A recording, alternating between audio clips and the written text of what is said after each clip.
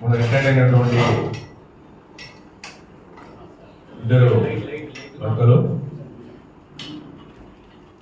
అంటే ఇక్కడ ఉన్న వాళ్ళు చాలా మంది రిటైర్ అయిన వాళ్ళు ఉన్నారు, అలాగే డ్యూటీ చేసే వాళ్ళు కూడా ఉన్నారు.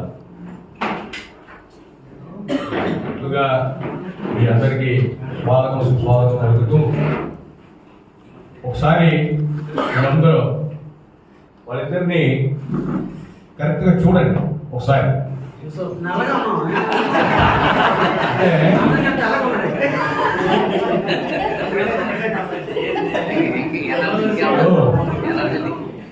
సార్ చెప్పారు నల్లగా ఉన్నామని చెప్పేసి. ఎవరు తెల్లగా ఉన్నారో చెప్పండి. అంటే నల్లగా ఉన్నారని చెప్పారు, తెల్ల మనసుతో నల్లగా ఉన్నవాళ్ళు.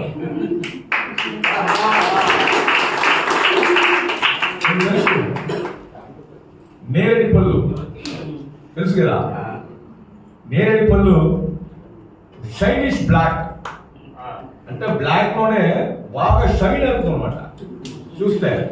అలాగే బోత్ ఆర్ వెరీ షైనిష్ బ్లాక్. అంటే నేరేడి పళ్ళు అంటే ఏంటి, షుగర్ రాదు, నేరేడి పళ్ళు తింటే ఆరోగ్యానికి మంచిది. కాబట్టి మీ ఇద్దరిని సన్మానించుకోవడం అన్నది ఈరోజు కేవీఎస్పిఎస్కి ఏపీజీఎస్కి గొప్ప గర్వకారణం. కాబట్టి ముందుగా మీ ఇద్దరిని కూడా ఏపీఎస్ ఏపీజీఎస్ తరఫున స్వాగతం సుస్వాగతం పలుకుతూ, అలాగే ఈ కార్యక్రమానికి విచ్చేసి ఈ కార్యక్రమాలను జయప్రదం చేయడంలో నా ఒక ఇది కూడా ఉందని చెప్పేసి ఈ కార్యక్రమానికి విచ్చేసి ఉన్న మన లైజర్ ఆఫీసర్ సుందరం గారికి స్వాగతం పలుకుతూ, అలాగే ఎప్పుడులాగా మన వైఎన్ రావు గారు డీజీఎం సేఫ్టీ, అంటే ప్లాంట్లో ఏం జరిగినా సేఫ్టీగా ఉండాలని చెప్పేసి మొత్తం చెప్తూ ఉంటారు. అలాగే మన జిల్లా నాయకులు కేవీపీఎస్ చిరంజీవి గారు, అలాగే మన SC ST association working president Satyanarayana గారు. ఆయన చిన్న ఫీలింగ్ లో ఉన్నారు, మీరే మనసులో ఏమనుకోవద్దు. ఎందుకంటే ఇప్పుడు నేను రిటైర్డ్ అయ్యి ఇప్పుడు ఫంక్షన్ చేస్తున్నారు కదా, ఇంకా 4 నెలలు నేను కూడా రిటైర్డ్ అయిపోతానని చెప్పేసి చిన్న ఒక దీంట్లో ఉన్నారు. సో ఖచ్చితంగా ఫంక్షన్ అనేది అందరికీ చేస్తాం. అయితే ఇప్పుడు గౌడన్న గారిని మొత్తం ఇప్పుడు మీరు చూశారు, మన అంబేద్కర్ చిత్రపటానికి పూలమాల వేసాం. కానీ నార్మల్గా పూలమాల వేస్తే అందంగానే ఉంటుంది, కానీ వెనకాల ఒక బ్యాక్గ్రౌండ్ మ్యూజిక్ వచ్చింది అనుకోండి ఎలా ఉంటుంది, ఇంకా దాన్ని ఇంకా సూపర్ ఉంటుంది. అలాగే ఎక్కడ ఏ కార్యక్రమాలు చెప్పేసి జరిగినా నేను ఉన్నానని చెప్పేసి ఇక్కడికి వచ్చి, అంటే బయట చాలా కార్యక్రమాలు చేస్తూ ఉంటారు, కానీ కేపీఎస్కి స్పెషల్గా ఎక్కడ జరిగినా వచ్చి మనకి పాటలతోటి మనల్ని అందరినీ కూడా ఇది చేస్తున్నటువంటి నారాయణ గారు ఇక్కడ ఉన్నారు, ఆయన కూడా స్వాగతం.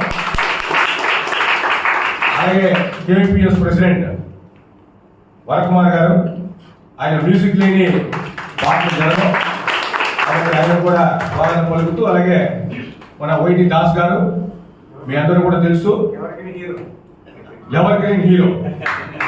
అంటే ఏ కార్యక్రమాలు జరిగినా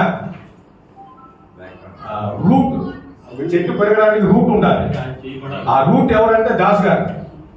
ఏ కార్యక్రమాలు జరిగినా తన ఉండి నడిపిస్తూ ఉంటారు. కాబట్టి దాస్ గారు ప్రెసిడెంట్ సిఐటియు యూనియన్ ఆవిడకి, అలాగే ఏవిఎస్ గారికి, అలాగే ముందున్నటువంటి నాయకులకు, పెద్దవాళ్ళకి, మహిళలకు, అలాగే కృష్ణారావు గారికి, సార్ మిమ్మల్ని స్టేజ్ మీద కూర్చోమని చెప్పాను సార్, కృష్ణారావు గారికి, అలాగే అందరూ కూడా నమస్కారం తెలియపరుస్తూ, మిత్రులారా ఇది ఎవరో ఎక్కడో కార్యక్రమం చేయడం కాదు. ఏపీఎస్ ఏపీజీఎస్ ఎటువంటి కార్యక్రమాలు చేసినా అది ఒక పోరాటం కానివ్వండి, లేదు దళితుల మీద జరుగుతున్న దాడి కానివ్వండి, ఏది జరిగినా దానికి మేము ఉన్నాం, మీతో అడ్డదలుగా ఉంటామని చెప్పేసి ఏ రోజు కూడా కేపీఎస్ ఎంపీ చేస్తూ కలిసిమలిసి ఉన్నటువంటి మన మిత్రులు మన రమణరావు గారు, అలాగే నేను మనవాడిని ఎందుకు చెప్తున్నానంటే మన రమణరావు గారు, మన బాలశౌరి గారు, వారికి ఈరోజు ఈ సన్మానం చేయడం అన్నది చాలా గొప్ప గర్వకారణం.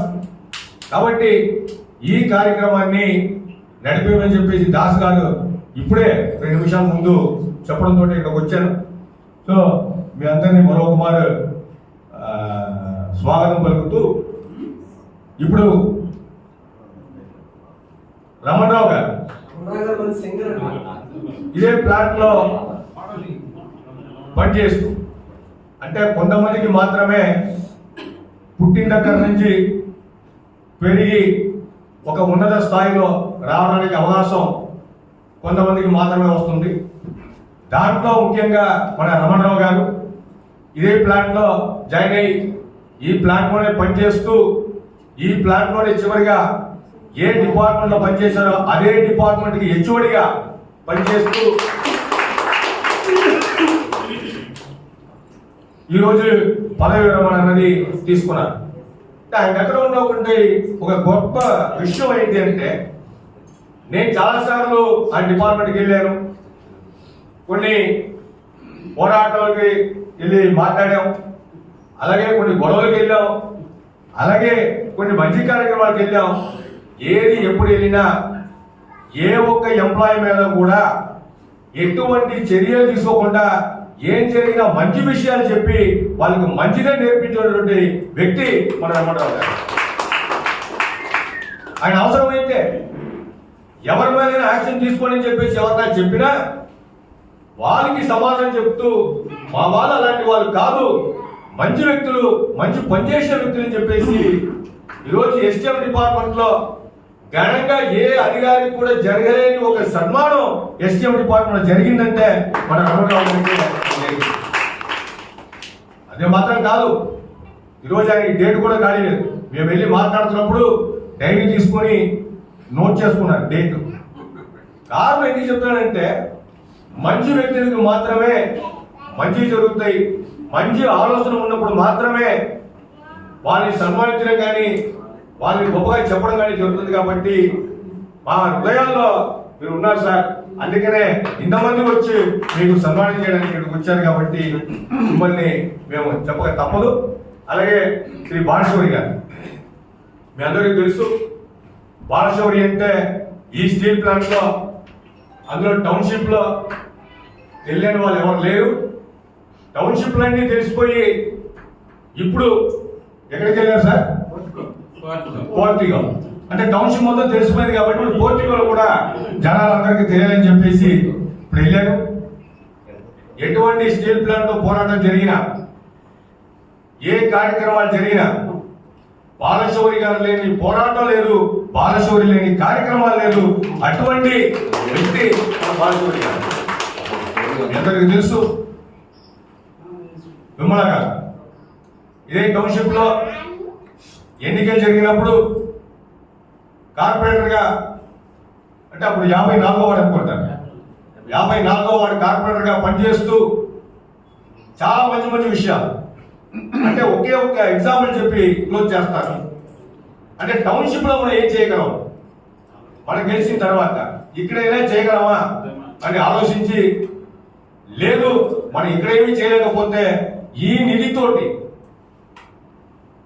రాజీవ్ నగర్ ఏరియాలో అక్కడ ఉన్న ప్రజలకి అక్కడ రోడేసి ఒక గొప్ప ఇదిని సృష్టించేటువంటి వ్యక్తి మన విమల గారు. అంటే కార్పొరేటర్ గా ఒక ఏరియాలో మాత్రమే పనిచేయాలని కాదు, ఎక్కడ కార్పొరేటర్ గా ఉన్నా అన్ని ఏరియాలు కూడా పనిచేయవచ్చు అని చెప్పేసినటువంటి సిపిఎం కార్పొరేటర్ గా నిరూపించినటువంటి వ్యక్తి మన విమల గారు. అటువంటి వ్యక్తులకి ఈరోజు మనం సన్మానం చేయబోతున్నాం. కాబట్టి వచ్చేసిన మీ అందరూ కూడా మరొకమారు స్వాగతం పలుకుతూ ఇప్పుడు దాస్ గారిని, రమణరావు గారిని, అలాగే బాలశౌరి గారిని ఉద్దేశించి మాట్లాడాల్సిగా కోరుతున్నాను. మిత్రులారా, ఈరోజు మన అతిథులు ఎవరైతే జిఎంగా పనిచేసి ఎస్టీబీ డిపార్ట్మెంట్లో హెచ్ఓడిగా పనిచేసినటువంటి ఎస్ రమణరావు గారు, అలాగే మన కేవీపీఎస్ కార్యదర్శి మాజీ కార్యదర్శి శ్రీ బాలశౌరి గారు, ఉద్యోగ వినోద సందర్భంగా ముఖ్య అతిథిగా వచ్చినటువంటి సుందరం గారు ఎస్సీ లైసెన్స్ ఆఫీసర్, వేదిక మీద పెద్దలందరూ కూడా నమస్కారాలు తెలియజేస్తూ, జనరల్గా సన్మాన కార్యక్రమం చేస్తుంటాం మనం. అది కొంతమందికి అర్హులుగా మనం భావించాలి. అలాంటి అర్హులైన వ్యక్తులు వీళ్ళిద్దరు మనం గొప్పగా చెప్పుకోవచ్చు. ఎందుకంటే మా డిపార్ట్మెంట్లో ఫోర్త్ స్టాప్ అనేది మా పక్కనే ఉంటుంది. ఆయన ఫోర్త్ స్టాప్ ఇన్ఛార్జిగా స్టార్టింగ్లో ఉన్నప్పుడు కూడా ఆయన అంటే మేము హార్ష్గా ప్రవర్తించాం. అంటే అప్పుడు చిరునవ్వు నవ్వాడు. అంటే ఇప్పుడు అర్థమవుతుంది మేమంత అజ్ఞానులమో అనేది అర్థమవుతుంది. ఎందుకంటే ఆయన గొప్పతనాన్ని ఆ రోజు ఆయన ఏదైనా యాక్షన్ తీసుకోవచ్చు, కానీ ఆయన నవ్వాడు అంటే అర్థమేంటంటే ఆయన అంటే మీ అజ్ఞానానికి ఇలా అనుకో మొత్తం మీద ఏంటంటే మమ్మల్ని వదిలేశారండి.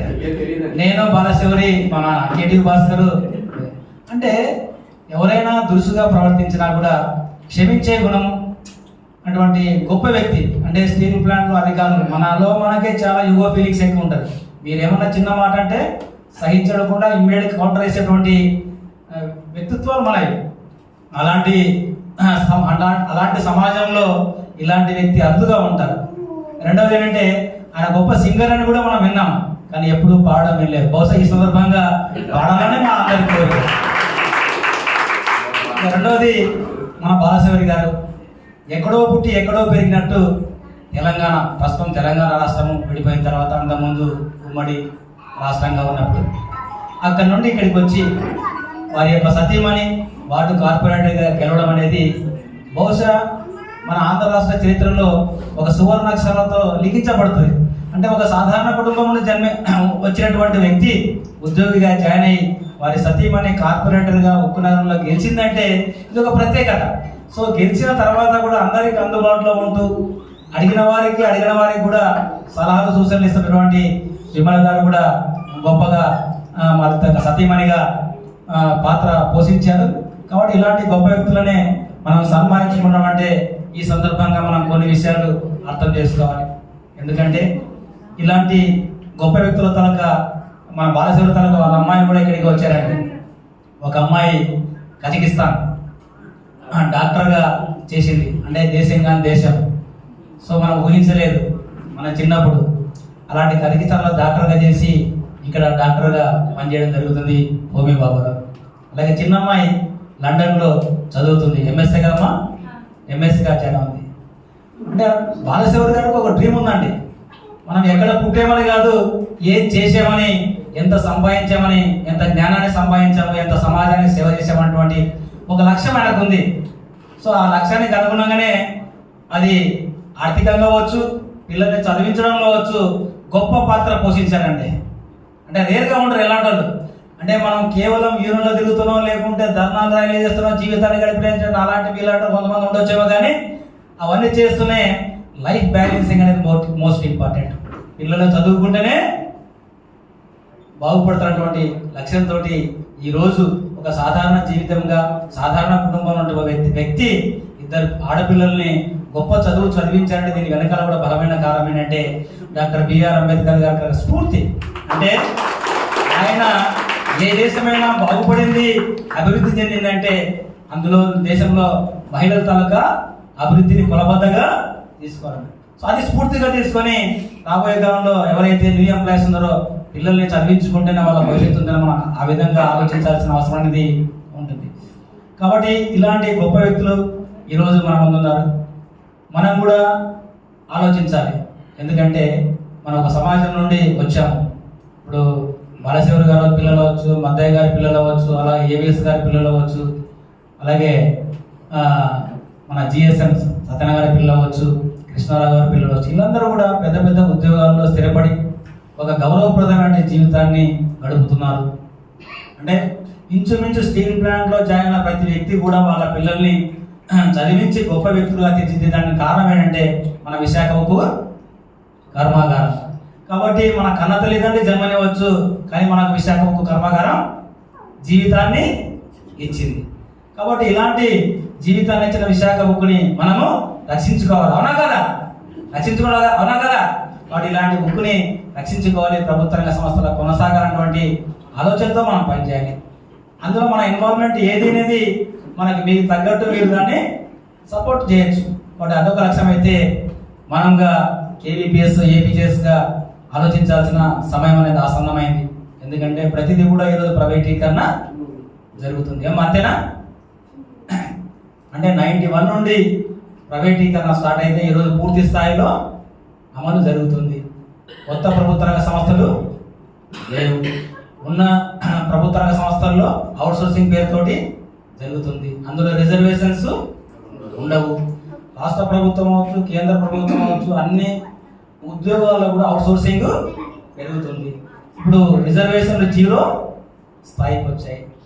కాబట్టి మనం ఏ సమాజం నుండి అయితే వచ్చామో, ఈ స్థాయికి వచ్చామో, ఆ సమాజాన్ని గుర్తుపెట్టుకొని మనము పనిచేయాలి. అది అమెరికాలో ఉన్నా, లండన్లో ఉన్నా, దేశంలో ఉన్నా, ఎక్కడున్నా కూడా ఈ సమాజానికి మనవంతు కాంట్రిబ్యూషన్ అనేది మనం సదా గమనంలో ఉంచుకోవాలి. కాబట్టి అలాంటి సమాజానికి ఎంతో కొంత పనిచేయాలన్నటువంటి ఉత్సాహాన్ని ఇచ్చేటువంటి ఇదే కార్యక్రమం, సన్మాన కార్యక్రమం. ఈ గొప్ప వ్యక్తులుగా రమణరావు గారు ఒకప్పుడు మన వడ్లపూడిలో ఉచిత ట్యూషన్ సెంటర్ అనేది ప్రారంభించాము. అందులో ఫస్ట్ ఫీజు అనేది మన రమణరావు గారు చెల్లించారండి. మీకు గుర్తుందండి? 2,000 రూపాయలు టీచర్ కేటాయించారు, మర్చిపోయారండి. కాబట్టి అంటే మనము ఒక విలేజ్ తీసుకుంటే ఆ విలేజ్లో 3-4 ఐడెంటిఫై చేసి వాళ్ళకు ప్రాపర్గా కోచింగ్ అనే అవసరాలు మనం తీర్చగలిగితే ఒక వ్యక్తి అద్భుతాలు జరుగుతాయండి. ఆ విలేజే బాగుపడుతుంది. కాబట్టి ఈ సూత్రాన్ని మనం ఆలోచించి ఆ దిశగా మీరందరూ ఆలోచించాలని మరొకసారి ఉద్యోగం పొందినటువంటి మన ఎస్ రమణరావు గారు, జిఎం గారు, అలాగే కె బాలశివరి గారికి శుభాకాంక్షలు తెలియజేస్తూ ముగిస్తున్నాను. థ్యాంక్ యూ దాస్ గారు. ఆయన 2 విషయాలు చెప్పారు. ఈరోజు మొత్తం దేశం అంతా కూడా ప్రభుత్వ రంగ సంస్థల్ని మూసేసి అంటే ప్రైవేట్ పరం చేస్తున్నారని చెప్పేసి దానికి వ్యతిరేకంగా జరుగుతున్నటువంటి పోరాటం, ఆ పోరాటంలో ఈరోజు పనిచేస్తున్న కార్మికులు కానివ్వండి, అలాగే పనిచేసి రిటైర్ అయినటువంటి కార్మికులు కానివ్వండి, అందరూ కలిసికట్టుగా పోరాటం చేస్తేనే మనం కాపాడగలం అన్నది ఒక విషయం. రెండో విషయం, మనం ఏదైతే పిల్లల్ని మంచి చదువు చదివిస్తున్నామో అప్పుడే మన ఫ్యూచర్ అనేది ఉంటుంది. అంటే ఆయన చెప్పింది లక్షలు కావాలా, లేకపోతే లక్ష్యంగా మనం పనిచేయాలని చెప్పేసి ఆయన చెప్పారు. కాబట్టి ఆ లక్ష్యంతో మొత్తం కార్మికులందరూ కూడా ఇక్కడ పనిచేస్తూ ఉన్నారని చెప్పి తెలియపరుస్తూ, ఇప్పుడు శ్రీ తౌడన్న గారు అన్ని విషయాలు మాట్లాడేశారు. నేను 2 విషయాలు మాట్లాడాలనుకుంటున్నాను. ఈరోజు చాలా కాస్ట్లీ ఏంటంటే మన సమయాన్ని కేటాయించడం. ఎవరు కూడా మన సమయాన్ని ఇతరుల కోసం కేటాయించడం అనేది చాలా అరుదుగా ఉండే కాస్ట్లీ థింగ్ అయిపోయింది. ఎందుకంటే రేపు ఇంకా విఆర్ఎస్ వచ్చిన తర్వాత మన ప్లాంట్లో మరింకా కాస్ట్లీ అయిపోతుంది. ఎంత కాస్ట్లీ అంటే ఒక సమస్య, నాకు ఈరోజు 3 కంప్లైంట్స్ వచ్చాయి. 3 కంప్లైంట్స్ వస్తే నేను సింగిల్ మ్యాన్ పవర్ ట్రాఫిక్కి వెళ్ళాను, ఎస్సీబీఎస్కి వెళ్ళి మాట్లాడచ్చు. సమయం అసలు దొరకట్లేదు. అంటే రేపు మళ్ళీ విఆర్ఎస్ వస్తే ప్లాంట్లో పరిస్థితి ఏంటనేది చాలా గంభీరగోచరంగా ఉన్నటువంటి పరిస్థితులు. ఎవరిని కూడా మనం ఫ్యామిలీతో వెళ్ళి పలకరిద్దాము, ఇలాంటి సన్మానం చేద్దాము అనే కోణం అనేది కనుమరుగైపోయి మానవ కోణం అనేది లేకుండా ఒక అననమైపోయే పరిస్థితి అనేది ఏర్పడుతుంది.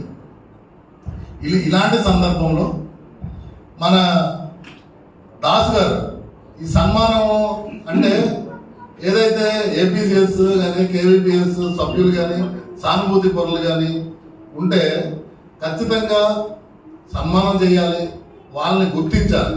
మనం గుర్తించకపోతే ఇంకా వేరే వాళ్ళు ఎవరు గుర్తిస్తారు? ఆ రకంగా ఉద్దేశంతో దాసు గారు ఇనిషియేటివ్ తీసుకొని ఈ కార్యక్రమాలన్నీ కూడా గుర్తించి చేసే పరిస్థితి అనేది ఉంది. ఇప్పుడు దాస్ గారు రేపు 30 తారీఖుని రిటైర్ అయిపోతున్నారు. ఇప్పుడు ఆ పాత్ర ఎవరు పోషించారు అనేది ఇప్పుడు చాలా క్వశ్చన్ మార్క్.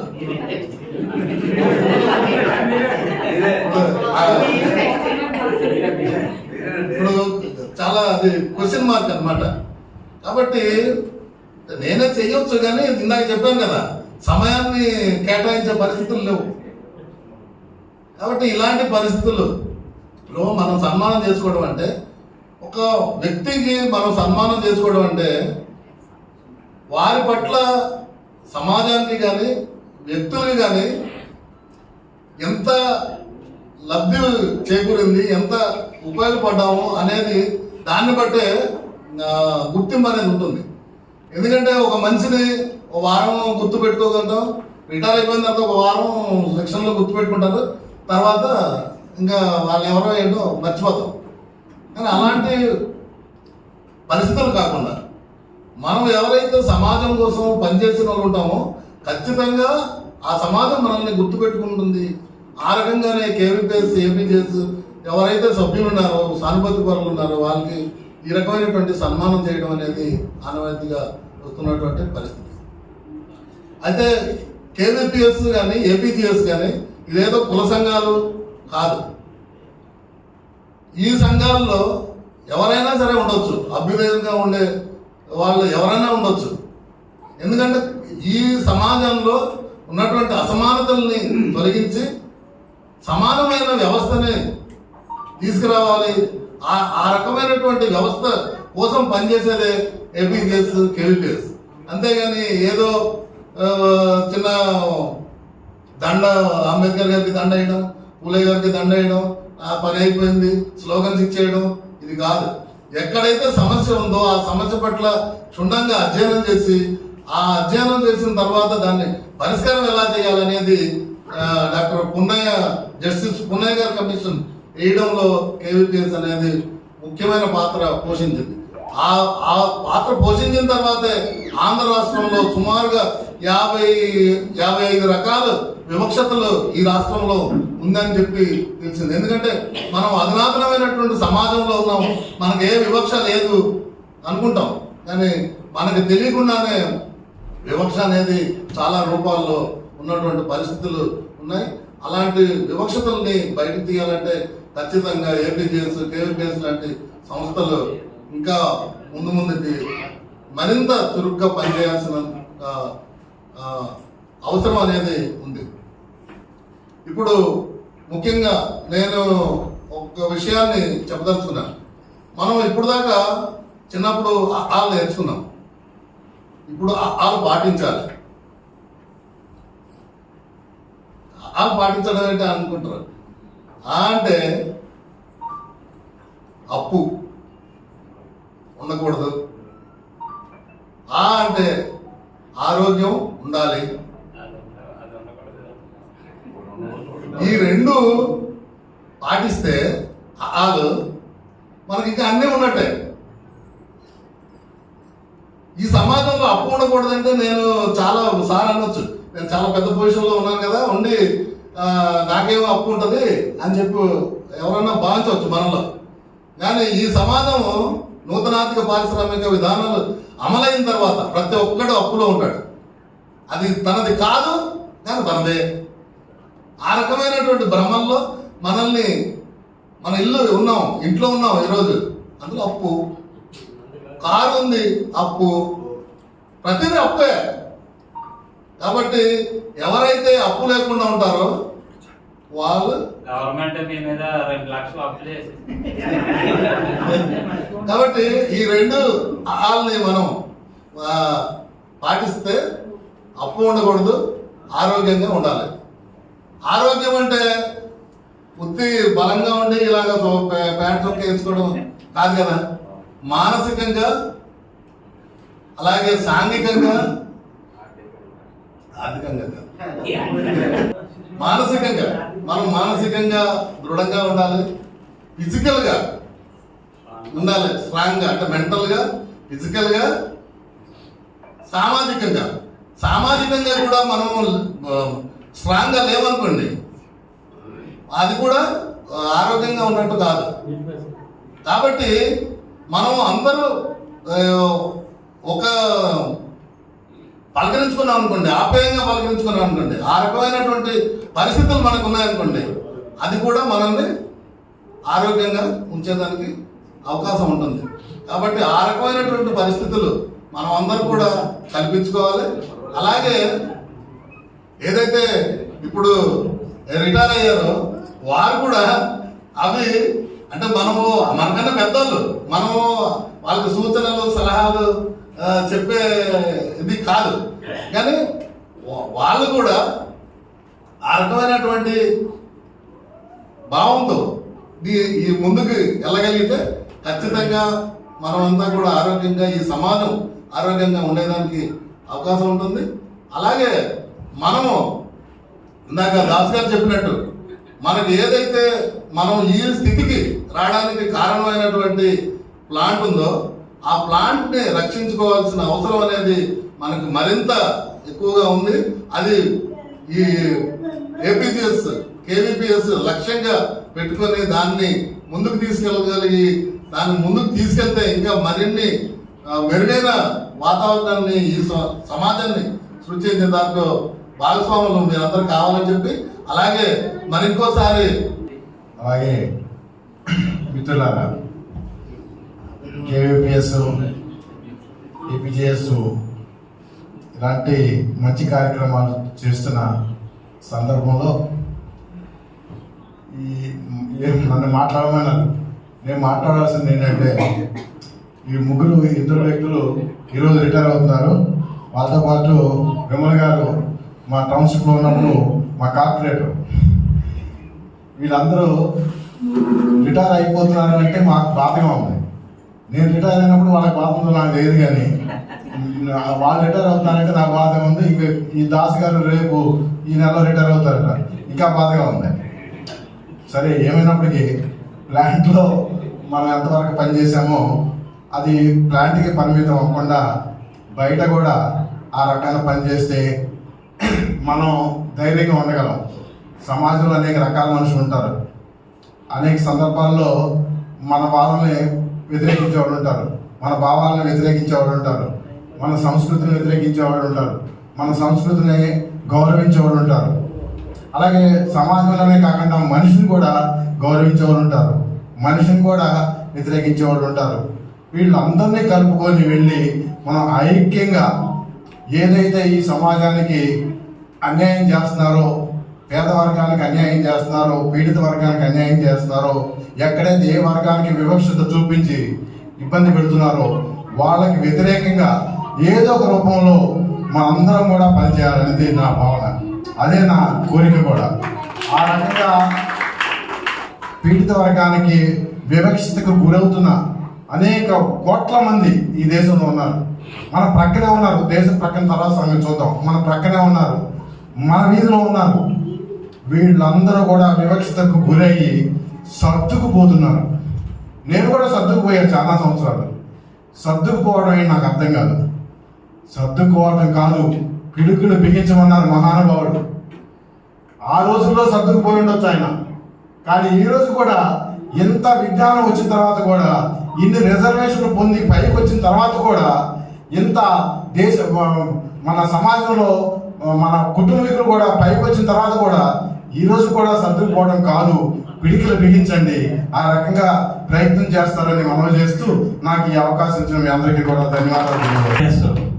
స్టీల్ డివిజన్ కార్యదర్శిగా కూడా పనిచేశారు. ఇక్కడ దాసు గారు, బాలశౌరి గారు, అలాగే కృష్ణన్న గారు, నేను, అలాగే సుబ్బారావు,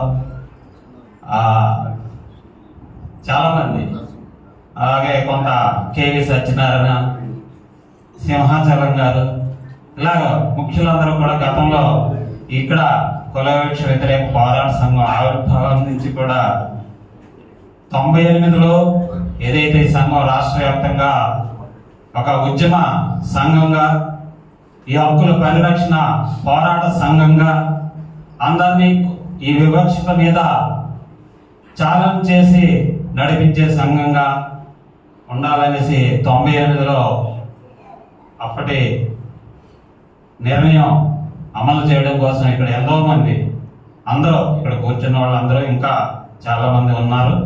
వారందరికీ కృషి ఫలితమే ఈరోజు కుల వివక్ష వ్యతిరేక పోరాట సంఘం రాష్ట్ర వ్యాప్తంగా కూడా అనేక కార్యక్రమాలు అనేది చేస్తుంది. దాంట్లో నేను చెప్పదలసింది ఏంటంటే, బాలశౌరి గారు ఆద్యులు ముఖ్యులు, అలాగే వారి శ్రీమతి విమల గారు కార్పొరేటర్గా కూడా ఇక్కడ ఈ కుల వివక్ష వ్యతిరేక పోరాట సంఘం చేస్తున్న కార్యక్రమం బట్టే ఆ రోజు ఆవిడ చేస్తున్న సోషల్ వర్క్ని బట్టి ఆ రోజు మన ఇక్కడ కార్పొరేటర్గా కూడా గెలిపించుకోవడం, ప్రజల మన్ననలు పొందడం, అనేక కార్యక్రమాలు చేయడం ఇదంతా మనందరికీ తెలుసు. అలాగే ప్లాంట్లో కూడా సిఐటి ఉద్యమంలో బాలశౌరి గారు ఎనలేని కృషి చేశారు. అయితే ఇక్కడ చాలా మంది రిటైర్ అయిపోయాం.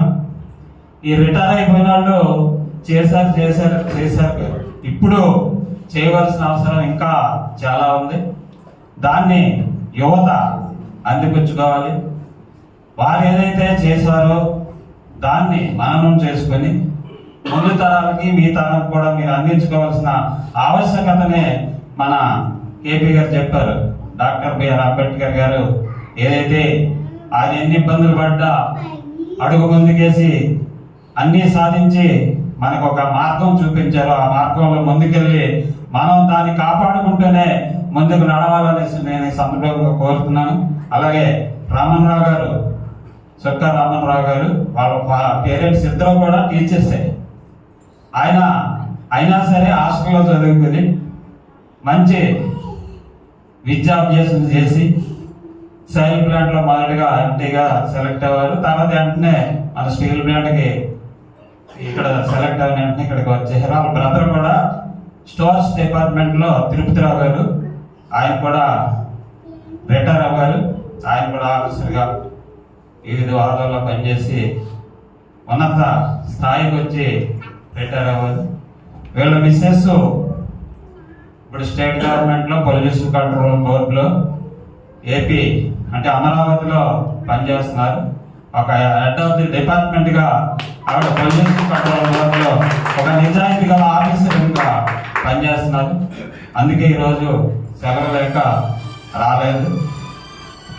లేకపోతే చాలా ఇంట్రెస్టెడ్గా ప్రతి కార్యక్రమం కూడా శ్రీరంజని యాక్చువల్ పేరు నాకు చెల్లి అవుతుంది, కజిన్ సిస్టర్. చాలా అంటే చెప్పేది ఏంటంటే ఆయనకి ఏ అలవాట్లు లేవు. ఒక జనగా మండలంలో ఒక ఆనిముత్యం అనేసి సైలెంట్గా ఉండడు. ఏదన్నా ఆయన నచ్చకపోతే వెంటనే మొఖం మీద చెప్పేస్తాడు, అలాగే నవ్విస్తాడు. అలాగే మేము కొన్ని విషయాల్లో ఆయన దగ్గర ఇగో ఈయన పెద్ద గొడవలు కూడా పెట్టాడు ఆయన మీద. ఎవరు ఏపీ గారు కాంట్రాక్ట్ ఎవరు ఏదైనా తీసుకెళ్ళి ఆయన రోగిని గొడవ చేసిన సంఘటనలు కూడా ఉన్నాయి. అయినా మళ్ళీ పక్కకు వచ్చి క్యాంటీన్కి వచ్చినప్పుడు మామూలు సరే ఈ బడుగు బలహీన వర్గాలకి, కార్మిక వర్గానికి సేవ చేయాలనే కృతనిశ్చయంతో ఉన్నటువంటి వ్యక్తి. అటువంటి వ్యక్తులు వాళ్ళు చేశారు, ఇంకా చేస్తారు. వాళ్ళ ఒక సాక్రిఫైస్ ముందుకెళ్తారు.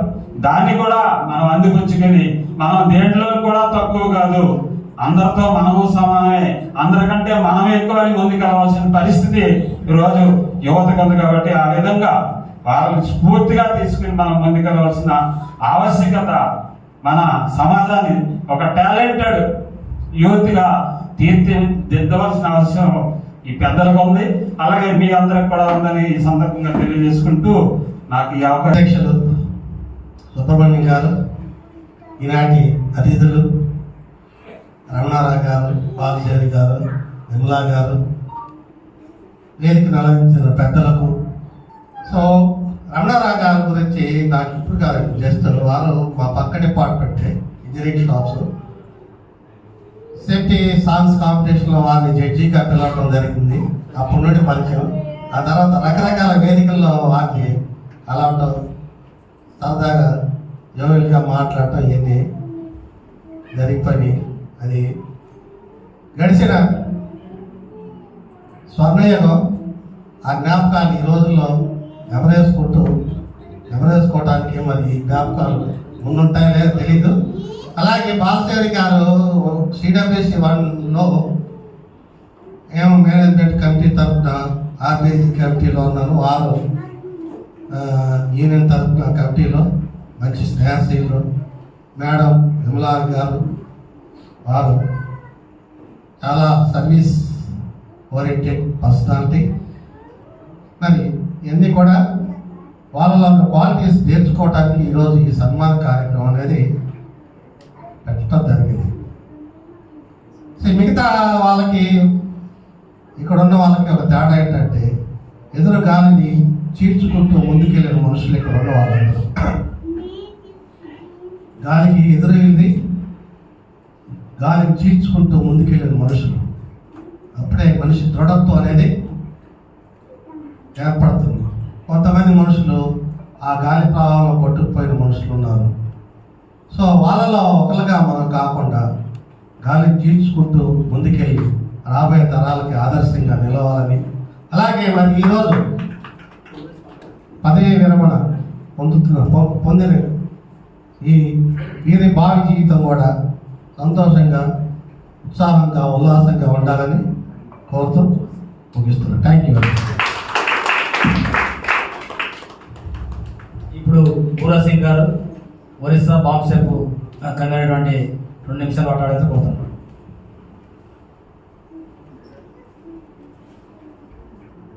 आज सम्मानित एस रमणाराव गारू और के बलासोरी, इनके रिटायरमेंट फंक्शन के अवसर पर यहाँ पे जो महत्वपूर्ण मीटिंग आयोजन किया गया है, इसके लिए सबसे पहले मैं वाइटिका सर को और यहाँ पे सब टीम मेंबर को मैं धन्यवाद ज्ञापन करता हूँ। साथियों, मैं हिंदी में इसलिए बोल रहा हूँ क्योंकि हिंदी था कंफर्टेबल है। तेलुगु में बोलना समझ में तो आता है, लेकिन बोलने में थोड़ा दिक्कत होता है, तो इसलिए मैं हिंदी में बात कर रहा हूँ। तो सबसे पहले जो सर, इनको तो मैं उतना जानता नहीं हूँ, लेकिन जितना अभी तक मैं सुना हूँ हमारे प्लांट के लिए जो इनका जो कंट्रीब्यूशन है वो निश्चित रूप में सराहनीय है और इनसे हम लोग को प्रेरणा लेना है। और लाइफ में अभी तक जितने भी उन लोग काम किया है फुल डेडिकेटेड वजह से काम किया है। और अभी जितने भी यहाँ पे सारे एम्प्लॉय लोग और सारे फैमिली लोग आए हैं, हम सभी लोग को भी इनके लिए तहे दिल से उनको जो फ्यूचर लाइफ के मतलब सुखमय हो इसके लिए बधाई देना चाहते हैं। इसके लिए मेरे ओर से, हम सभी की ओर से इनको कॉन्ग्रेचुलेसन और बहुत बहुत बधाई। तो साथियों, ये हो सकता है कि हमारे प्लान में इनका रिटायरमेंट हो सकते हैं, लेकिन अगर हम सोशल लाइफ में देखेंगे, ये सोशल लाइफ में स्टार्टिंग है, मतलब बिगनिंग है, क्योंकि इनका लाइफ में जितना भी अभी तक एक्सपीरियंस गेन किया है, चाहे पर्सनल लाइफ में हो, प्रोफेशनल लाइफ में हो, लेकिन सोशल लाइफ में अभी बहुत कुछ करना बाकी है। क्योंकि अभी अगर देखा जाए, हम लोग जहाँ भी अभी एजुकेशन हम लोग लिए हैं, एजुकेशन लेने के बाद जो हमारे भी जो कैपेबिलिटी बिल्ड हुआ है, और सिर्फ और सिर्फ देखा जाए तो हमारे जो महापुरुष बाबा साहब डॉक्टर भीमराव अम्बेडकर, जिन्होंने संविधान के तहत हम लोग को राइट्स दिया है, हम लोग को अगर अपॉर्चुनिटी ना मिला होता, हमारे अंदर वो जो कैपेबिलिटी अब जो बिल्डअप हुआ ना, वो हम लोग को बिल्कुल भी वो पॉसिबिलिटी नहीं होता। इसलिए हम लोग बाबा साहब अम्बेडकर और जितना भी तमाम जो महापुरुष हैं उनका अवदान को हम अगर अभी रियलाइज कर रहे हैं, हमारा भी रिस्पॉन्सिबिलिटी बनता है कि हमारे सोसाइटी में जा करके हमारे लोगों को हम हमारे महापुरुष बाबा साहब अम्बेडकर जो बड़े संविधान कॉन्स्टिट्यूशन के बारे में उनको थोड़ा अवेयर करने की जरूरत है, ताकि जितना ज्यादा लोग अवेयर होंगे संविधान के बारे में जानेंगे, बाबा साहब डॉक्टर भीमराव अम्बेडकर, ज्योतिराव फुले साहब, ऐसे जितने भी महापुरुष इनके जो कंट्रीब्यूशन के बारे में हमारे सोसाइटी को बहुत से लोगों को मालूम ही नहीं है। मालूम इसलिए नहीं है क्योंकि हमारा जो एजुकेशन सिस्टम है, इंडिया का जो जितना भी सिस्टम है उसमें बिल्कुल भी इसमें पढ़ाया नहीं जाता है। अगर कहीं पे पढ़ाया जाता है तो बहुत माइनर, लोगों को मालूम ही नहीं पड़ता है कि एक्चुअली में है क्या है, बाबा साहब कौन है, उनका कॉन्स्टिट्यूशन क्या है, कॉन्स्टिट्यूशन क्या है, उसमें हमारे लिए क्या क्या राइट्स है। अगर इनको इसके बारे में अगर हमारे लोग जानेंगे नहीं तो फ्यूचर आने वाले समय में मतलब हमारे इंडिया का सिचुएशन बहुत वेस्ट होने वाला है। इसलिए बस अब जो मेरे को मौका मिला इस अवसर पे, इसलिए मैं तो वाईटी दस को टीम को मैं धन्यवाद देना चाहता हूँ और बस इतना ही रिक्वेस्ट करना चाहता हूँ, हम यहाँ पे जितने भी हम लोग जो भी नॉलेज गेन कर रहे हैं वो सिर्फ हमारे अंदर में ना रखे कि हमारे जो सराउंडिंग में जो भी हमको बताना चाहिए कि ऐसा कि हमारे जो फादर है बाबा साहब डॉक्टर अम्बेडकर है, कॉन्स्टिट्यूशन के बारे में हमको जानना है और दूसरों को भी बताना है, तो भी हम लोग ज्यादा से ज्यादा लोगों तो हमारे जो एक बारे में हम लोग लोगों को मतलब अवेयर कर सकते हैं। बस इतना ही बात रख के मेरा बात यहीं पे विराम देता हूँ। आप सभी को मेरा बात सुनने के लिए दिल से धन्यवाद। ఈ దాదాపు 35-37 సంవత్సరాలు సర్వీస్ చేసి ఈరోజు రిటైర్డ్ అయ్యారు. మొన్న నేను ఎస్టీఎంకి వెళ్ళాను మన రమణరావు గారిని ఎగ్జిక్యూటివ్ అసోసియేషన్ తరఫున సన్మానం చేయడానికి.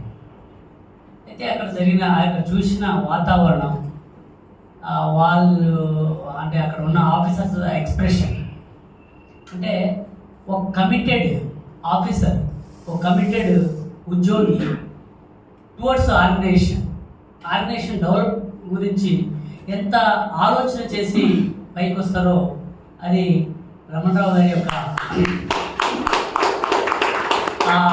వాళ్ళ యొక్క అభిప్రాయం గురించి తెలిసింది. ఎందుకంటే మనం ఒక వర్గం ఏదైనా బయటికి ఫోకస్ అవ్వాలంటే ఇంకో వర్గంతో పోల్చుకుంటే డబుల్ మనం అంత కష్టపడితే ఆ పని ఆ నేమ్ బయటకు వస్తుంది.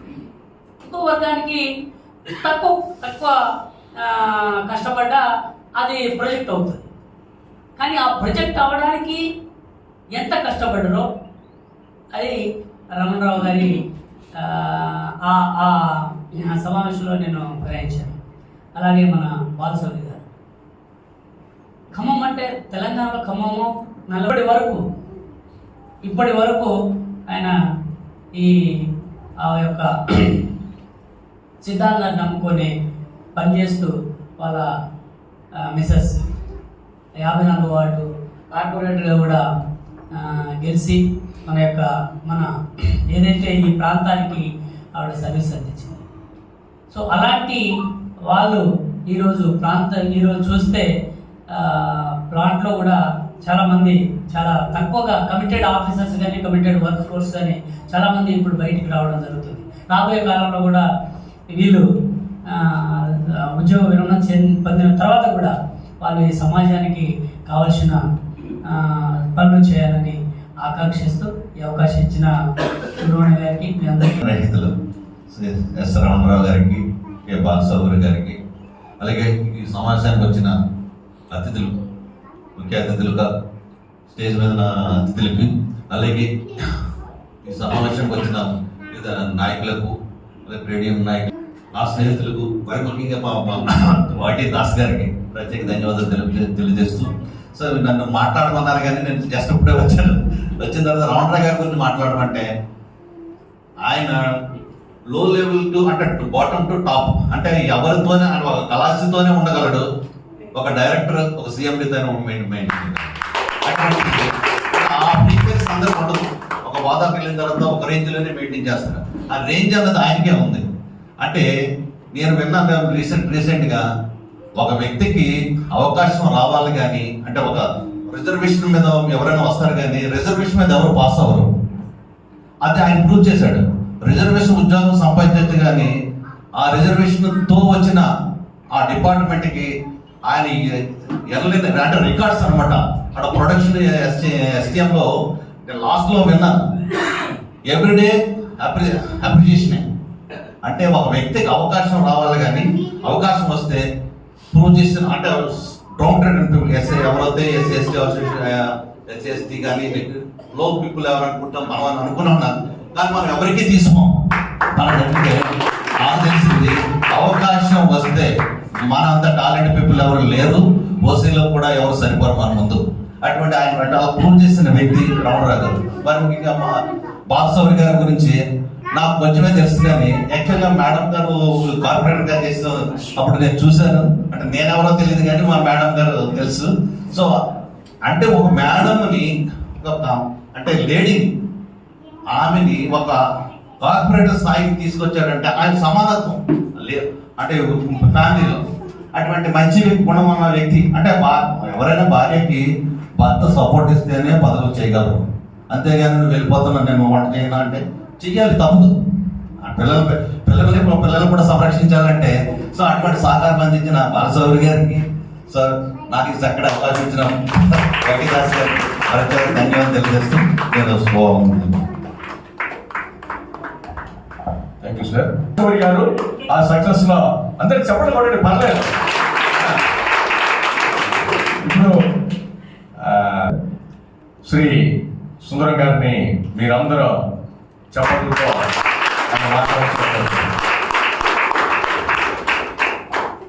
థ్యాంక్ యూ కృష్ణ గారు. వేదికను అలంకరించినటువంటి అందరికీ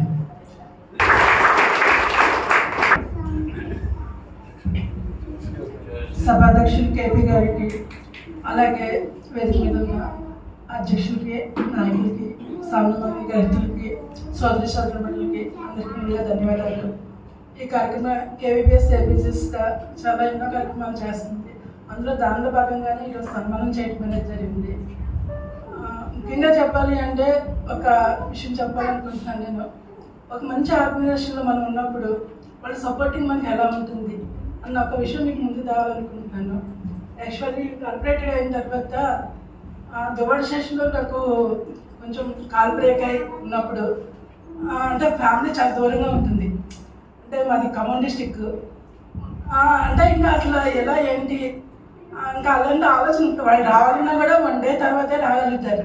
ఎందుకంటే ఇప్పుడు ఉన్నంత కమ్యూనికేషన్ అప్పుడు లేదు, బస్సులు కానీ మనం కమ్యూనికేట్ చేయడం కానీ లేదన్నమాట. నేను అక్కడ ఫస్ట్ యువి గారు ఫస్ట్ ఇన్ఫర్మేషన్ CI2 అంటే సిపిఎం పార్టీ అవార్డు అందించేసరికి ఇంకా అసలు ఏమాట్లాడాలో తెలియలేదు. డిసెచ్ గారు వాళ్ళ ఫ్యామిలీ అంటే ఇలా పేర్లు చెప్పకూడదు, అసలు మొత్తం ఒక 20 మెంబర్స్ వరకు అక్కడ ఉన్నారు. పార్టీ నేను కొంచెం హెల్ప్ కావాలి అని అంటే మేము ఇక్కడ పనిచేయడానికి ఉంటాం కానీ పర్సనల్ హెల్ప్ చేయడానికి మేము ఉండమని చెప్పేసింది అమ్మాయి. సర్లే అని చెప్పేసి ఆ నైట్ అలాగే తెల్లపాటి మా ఫ్యామిలీ వాళ్ళు వచ్చారు, చెల్లి వాళ్ళు వచ్చారన్నమాట. అయితే తెలిసి తర్వాత అమ్మాయి అడిగింది, అమ్మ మీ కార్పొరేట్ కదా అని. అవునమ్మా అని చెప్పాను. అయితే మీరు మాకేమైనా సహాయం చేస్తారని. ఏంటి చెప్పమంటే వాళ్ళది మన 54 అయితే వాళ్ళది 56 అనమాట. మాకు అమ్మ తను కూడా 3 విడోస్, మాకు పెన్షన్ రావట్లేదమ్మా అని. మరి అక్కడ అడగచ్చు కదా అంటే ఎవరు పట్టించుకోవట్లేదమ్మా అంది. మేము అక్కడుండి కూడా ఆవిడకి పెన్షన్ ఇప్పించాం. తను 2 months నేను హాస్పిటల్లో ఉంటే అసలు రోజు వచ్చి తన డ్యూటీలోనే వచ్చేది, ఇంటికి కూడా వచ్చి ఆమె హెల్ప్ కావాలని అడిగేది అనమాట. అది అంటే చాలా గౌరవంగా సివిల్ కార్పొరేట్ అంటే సమాజంలో. నేను డాక్టర్ కావ్య. నేను డాక్టర్గా ప్రౌడ్గా ఫీల్ అవుతున్నా కదా, daughter of Balashauri and daughter of Vimala అనే దానికి చాలా ఎక్కువ ఈరోజు రిటైర్మెంట్ అయిన ఎస్ రమణ అంకుల్కి అండ్ కే బాలశౌరి మా డాడీకి హ్యాపీ రిటైర్మెంట్. అండ్ డాక్టర్ తరఫున నేను మీకు కోరుకున్నాను మీ మంచి హెల్త్ రిటైర్ అయినందుకు. నేను చెప్తున్నాను అంటే రిటైర్మెంట్ అనేది ఎంప్లాయ్మెంట్స్ ఉంటుంది, లీడర్స్ ఉండదు. మా డాడీ మాకు ఎప్పుడు కూడా నేను మా చెల్లి 2 కళ్ళు అని అనుకుంటారు. ఆ కళ్ళతోటి చాలా డ్రీమ్స్ చూసుంటారు. అందులో ఒక డ్రీమ్ ఏంటంటే అందరూ అబ్రాడ్ వెళ్ళాలి అనేది, అక్కడ ఉన్న అక్కడ ఏదో లైఫ్ని చూడాలని కాదు. మా డాడీ చూసిన అబ్రాడ్ డ్రీమ్ ఏంటంటే ఆ కమ్యూనిస్ట్ పార్టీ రష్యా ఇంకా లండన్ యూనివర్సిటీస్లోకి వెళ్ళి ఆ టైప్ ఆఫ్ ఎన్వైరన్మెంట్ని మా పిల్లల్లో చూసుకోవాలని ఒక కన్నుని రష్యా పంపించి కమ్యూనిస్ట్ లైఫ్ని చూసాను, ఇంకో కన్నుని లండన్ పంపించి ఆ యూనివర్సిటీలో డాడీ కోసం చెప్తున్న మమ్మీ లేడీ సూపర్ స్టార్. నిజంగా అంటే ప్రతి ఒక్కరికి ఒక టాలెంట్ అనేది ఉంటుంది. మమ్మీకి ఉన్న టాలెంట్ టైలరింగ్ నేర్చుకున్నారు. అది చిన్నదా పెద్దదా అని కాకుండా దాంతో గుర్తింపు తెచ్చుకుంది. ఒకళ్ళ నుంచి స్టార్ట్ అయ్యి 10 మంది, ఈ ఆర్గనైజేషన్ ద్వారా 100 మందిని 50 మందిని వాళ్ళ ఓట్లే ఎక్కువ అయ్యి కార్పొరేటర్గా గెలిచారు కదా. ఒక యూనియన్ అనేది ఖచ్చితంగా ఒక ఇండస్ట్రీ కానీ ఎక్కడైనా ఒక దగ్గర పనిచేస్తున్నప్పుడు యూనియన్ అనేది ఉండాలి. గవర్నమెంట్ మనకి ఎన్ని అంటే నేను రష్యాలో చూసినప్పుడు అక్కడ నేను నేర్చుకుంది ఒకటే, నేను డాక్టర్ చదువుతో పాటు మా డాడీ ఒకటే చెప్పారు, చదువు ఒకటి కాదు, చదువుతో పాటు సొసైటీకి ఏదైనా యూజ్ అయ్యేలాగా ఉండాలి మనకి అని చెప్పేసి. అక్కడ నేను అబ్జర్వ్ చేసింది ఏంటంటే గవర్నమెంట్ హెల్త్ అనేది ఎడ్యుకేషన్ అనేది ఫ్రీగా ఇస్తారు. మన ఇండియాకి వస్తే అవే మనకి లెక్కలేనంత ఖర్చు ఉంది. సో ఆ యూనియన్ అనేది మనకి ఎప్పుడైతే ఉందనుకో ఇలాంటి వాటి కోసం ప్రొటెస్ట్ అనేది చేయడానికి ఒక యూనియన్ ఖచ్చితంగా ఉండాలి. అలా నడిపిస్తున్న లీడర్షిప్ క్వాలిటీస్ అనేది ఉండాలి. నాకు ఒక్కసారి లైక్ నాకు ఇబ్బంది అయినప్పుడు ఎవరు కూడా స్టేట్ గవర్నమెంట్ వెళ్ళి మాట్లాడే ఇది ఎవరు చూపించారు. నేను ముందుగా వెళ్ళి అందరినీ గ్యాదర్ చేస్తే నేను ఇప్పుడు ఇండియాలో అఫీషియల్ డాక్టర్ అవడానికి నా రైట్స్ నా కోసం నేను పోరాటం చేయాలి అనేది నేర్పించారు నాకు మమ్మీ డాడీ అనేది. సో ఇంకా చాలా మాట్లాడడం ఉంది, టైం అనేది చాలా లిమిటెడ్గా ఉంది. స్టీల్ ప్లాంట్ ఫస్ట్ పిల్లలకి అనేది రిజర్వేషన్ అనేది మాకు అంటే అది వినడమే తప్ప దాన్ని ఫేస్ చేసే అవకాశాన్ని ఆ ఎన్వైరన్మెంట్ అనేది ప్రొటెక్టివ్ తోటి ఉంచారనమాట మమ్మల్ని. అంత డిస్క్రిమినేషన్ మేము ఫేస్ చేసేలా కానీ విన్నవి అవన్నీ తెలుసుకొని మాకు ఎప్పుడు కూడా హైగా వెళ్ళాలి అంటే చదువుతో పాటే వెళ్ళగలుగుతాము. అంటే చదువు అబ్బాయికా అమ్మాయికా అనేది కాకుండా ఇప్పుడు సార్ అన్నట్టు ఒక ఎస్సీకి అవకాశం ఇస్తే ఏం చేసి చూపిస్తారా అనేది నిజానికి మనకి ఒక అవకాశం అనేది లేక మనం ఈక్వల్ అవ్వట్లేదు. అప్పర్ క్యాస్ట్ లోవర్ క్యాస్ట్ మాకు ఎప్పుడు మా డాడీ కులం కానీ మతం కానీ డిఫరెన్షియేషన్ ఏం నేర్పించలేదు. మనకి ఓన్లీ వాల్యూ ఒకటి తప్ప అది ఈక్వాలిటీ లేకపోవడం వల్ల నేను అనుకునేది ఏంటంటే ఒక ఎస్సీ కానీ ఒక ఎస్టీ కానీ ఒక రూపాయి వాల్యూ అంటారు. ఎందుకంటే అప్పర్ క్యాస్ట్ వాళ్ళకి 100 రూపాయలు వాల్యూ ఉంటే ఆ రూపాయి కలిస్తేనే 100 అవుతుంది. ఆ 100 అవ్వాలి అంటే ఒక లిఫ్ట్ అయితే కాదు, ప్రతి రూపాయి లిఫ్ట్ అవ్వాలి, అప్పుడే మనకి ఆ వాల్యూ అనేది వస్తుంది. Powerful tool in our life. అంటే ఒక జ్ఞానాన్ని నేర్పిస్తుంది, ఒక పోరాటాన్ని నేర్పిస్తుంది. ఎడ్యుకేషన్ అన్నది మనది ఉన్నత స్థాయికి తీసుకెళ్తుంది.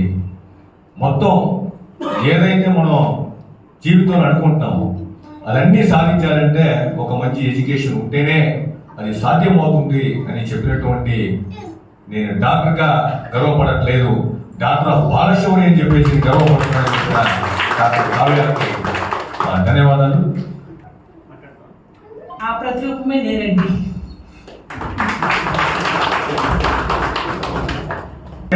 ఆ స్థాయిలో తీసుకురావడానికి ఎంతో కష్టపడి నన్ను చదివించి నన్ను ఈ స్థాయికి తీసుకొచ్చినటువంటి శ్రీ బాలశౌరి గారికి నా ధన్యవాదాలు చెప్పేసి ధన్యవాదాలు.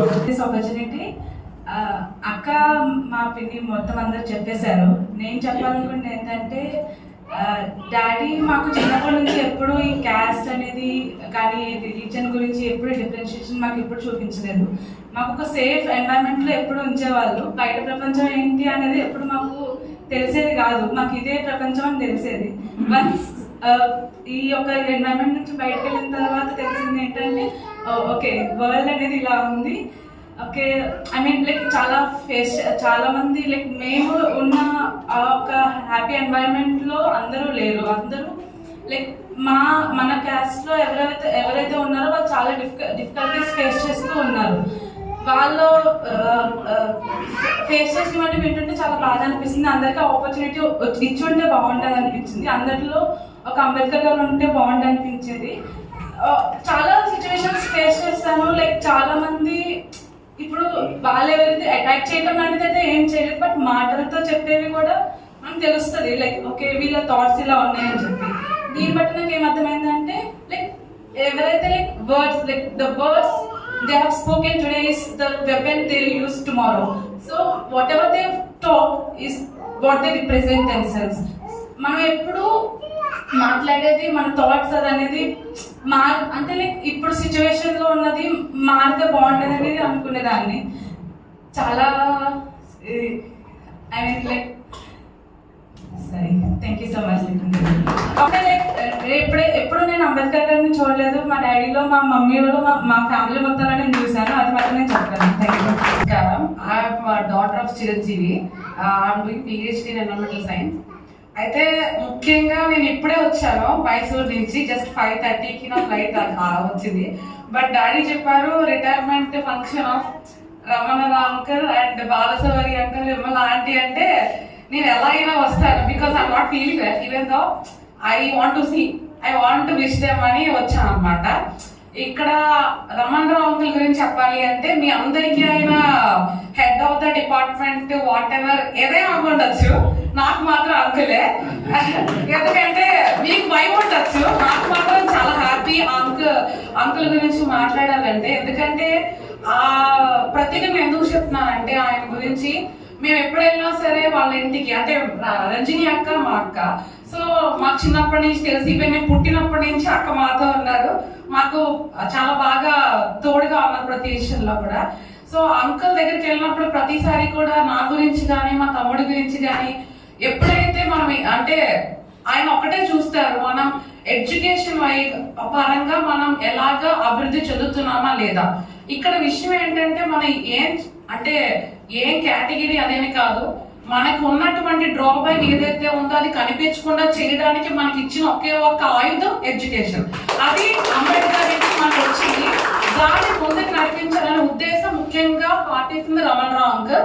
ఇక్కడ మనకి విజువల్ గా కనిపిస్తున్న ఏకైక ప్రతిరూపం రమణరావు అంకుల్. అందరికీ తెలిసిన విషయం. ఈయన ద్వారా ఇలాంటి మనం కూడా అంటే ఎవరైతే యూత్ జనరేషన్ ఉన్నారో ఆ స్థాయికి వెళ్ళి మనం నిరూపించాలి మనం ఏంటి అన్నది. మనం ఎక్కడ చదివామని కాదు, మన పేరెంట్స్ కానీ మన అంబేద్కర్ నుంచి కానీ మనం ఏమైతే పొందామో దాన్ని ఎలా వాడుకున్నామో అనే దాని మీద మనం ముందుకు వెళ్ళాల్సి ఉంటుంది. ఈ ప్రతి విషయం కూడా ఎప్పుడైనా వాళ్ళ ఇంటికి వెళ్ళినప్పుడు అమ్మ ఏంటమ్మా గ్రోత్ ఎక్కడ ఉంది, వేరే విషయం ఏమి ఉండదు, దాంట్లో ఎటువంటి ఏమి ఉండదు. ఆయన అడిగేది ఒకటే విషయం, మనం ఏం చేస్తున్నాం. మాకంటే ఎక్కువగా మా తల్లిదండ్రులకి ఎక్కువగా ఆయనకి చాలా ఆరోగ్యం ఉంటుంది ఈ విషయంలో. దానికి మనం చాలా గర్వకారంగా చెప్తున్నాం ఆయన మా అంకుల్ అయినందుకు. అండ్ విమల ఆంటీ నాకు అంటే నేను స్కూల్ నుంచి నాకు తెలుసు. మా మమ్మీకి ఎప్పుడు కాల్ చేస్తుంది విమల ఆంటీ. మా మమ్మీ బయటకు వచ్చిందంటే దానికి కారణం Vimala aunty. Vimala aunty phone వస్తుందంటే చాలా మమ్మీ భయపడుతుంది, అమ్మ ఆంటీ ఎందుకో పిలుస్తున్నారు అంటే విమల ఆంటీ ఈ స్టీల్ ప్లాంట్ లో ఉన్న ఆడవాళ్ళలో ముఖ్యంగా సిపిఎం పార్టీ నుంచి బయటకు వచ్చి ఒక కార్పొరేటర్ గా అంత మంది ముందు సమాజంలో నిలబడటం అనేది అంత ఈజీ విషయం కాదు.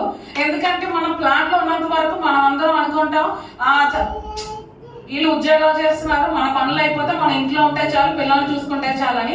ఒక్కసారి బయటికి వెళ్తే ఎటువంటి ప్రాబ్లమ్స్ ఫేస్ అవుతాము అన్న విషయం ముఖ్యంగా తెలిసింది విమల ఆంటీ. ఆవిడ వాళ్ళు ఎంతో మంది మహిళలు ఐద్వాలో కానీ వేణు ఆంటీ లాంటి వాళ్ళు ఎంతో మంది ఆడవాళ్ళు ఇక్కడ ప్రేరేపించి ముందు నడిపించడం నేను చూశాను. సో ఆంటీ యాక్చువల్లీ ఇక్కడ ఉన్న ఆడవాళ్ళందరిలో హీరోయిన్. యాక్చువల్లీ దానికి ముఖ్య కారణం బాలశౌరి అంకుల్. ఎందుకంటే ఆయన లేకపోతే విమల ఆంటీ లేరు. ఇప్పుడు చెప్పాలి, ఎందుకంటే ఆయన ఏ రకంగా సపోర్ట్ చేశారంటే ఆవిడికి డ్రాబ్యాక్ అసలు లేదు అని చెప్పడానికి కారణం శౌర్య అంకుల్. ఎందుకంటే ఇద్దరు ఆడపిల్లలు చూసుకుంటూ వాళ్ళని అబ్రాడ్ లో చదివిస్తూ ప్లస్ అంకుల్ కూడా ఇక్కడ సిపిఎం పార్టీలో పనిచేస్తూ కూడా ఎప్పుడు ఆంటీని ఎక్కడ తీసుకెళ్ళాలో అంకుల్ ఉంటారు అక్కడ ప్రత్యేకంగా. నేను చూసిన విషయం మా డాడీ కూడా ప్రస్తుతానికి మేము ఎన్నిసార్లు మా డాడీ కాల్ చేస్తామంటే డాడీ కానీ శౌర్య అంకుల్ మాత్రం ఇటు ఫ్యామిలీని కానీ అటు పార్టీని కానీ రెండింటిని కూడా సమన్వయంగా పాటించిన వ్యక్తి బాలశౌరి అంకుల్.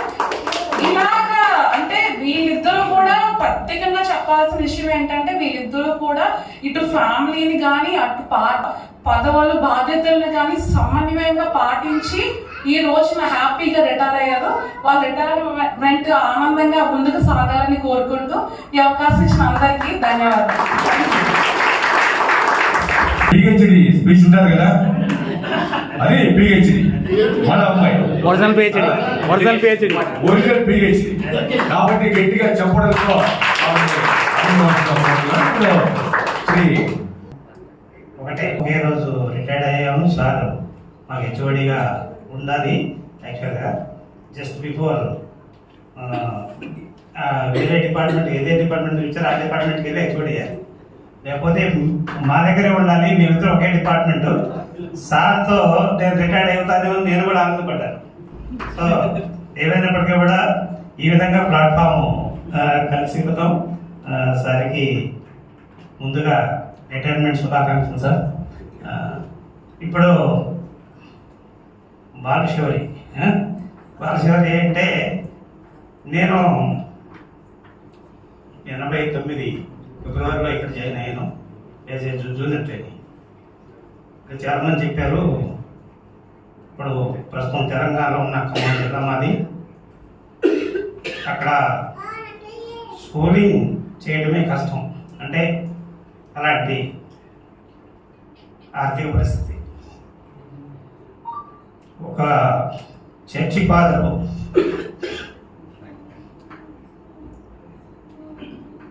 నన్ను అడాప్ట్ చేసుకుని అంటే బోర్డింగ్లో చదువుకున్నాను.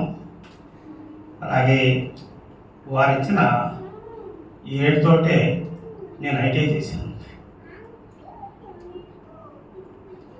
ఎప్పుడైతే అయితే అప్పుడే మా ఊరిలో అంతా కూడా వామపక్ష భావాలు ఉన్నటువంటి ఊరు, పేదరికం, ఎస్సీ ఇలాంటి సాధ్యంగా కూలి పని చేసుకోవడం, సొంత ఆస్తులంటూ లేవు. సేమ్ సిచ్యువేషన్ మా ఫాదర్ మదర్ కూడా. అలాంటి పరిస్థితుల్లో ఉన్నప్పుడు నన్ను ఒక ఫాదర్ చదివించడం. ఆ రోజు నేను అనుకున్నాను, నాకంటూ ఒక ఆపర్చునిటీ వస్తే ఎవరైతే నన్ను కనీసం మినిమం ఎడ్యుకేషన్ రావడానికి అవకాశం కల్పించారో వారిలో ఒక 10% చేయాలని నేను అనుకున్నాను. సో కొద్దిగా ఎమోషన్ అవుతాను.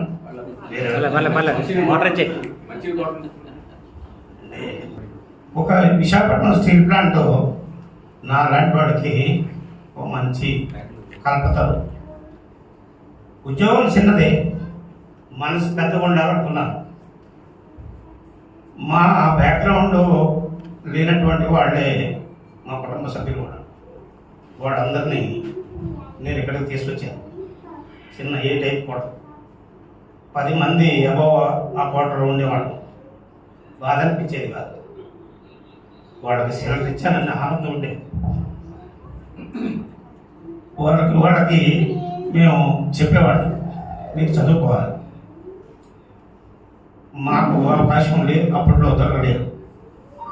ఎందుకంటే ఆర్థిక పరిస్థితి, తల్లిదండ్రులు ఇప్పటిలాగా ఎడ్యుకేషన్ ఇచ్చే పరిస్థితి లేదు.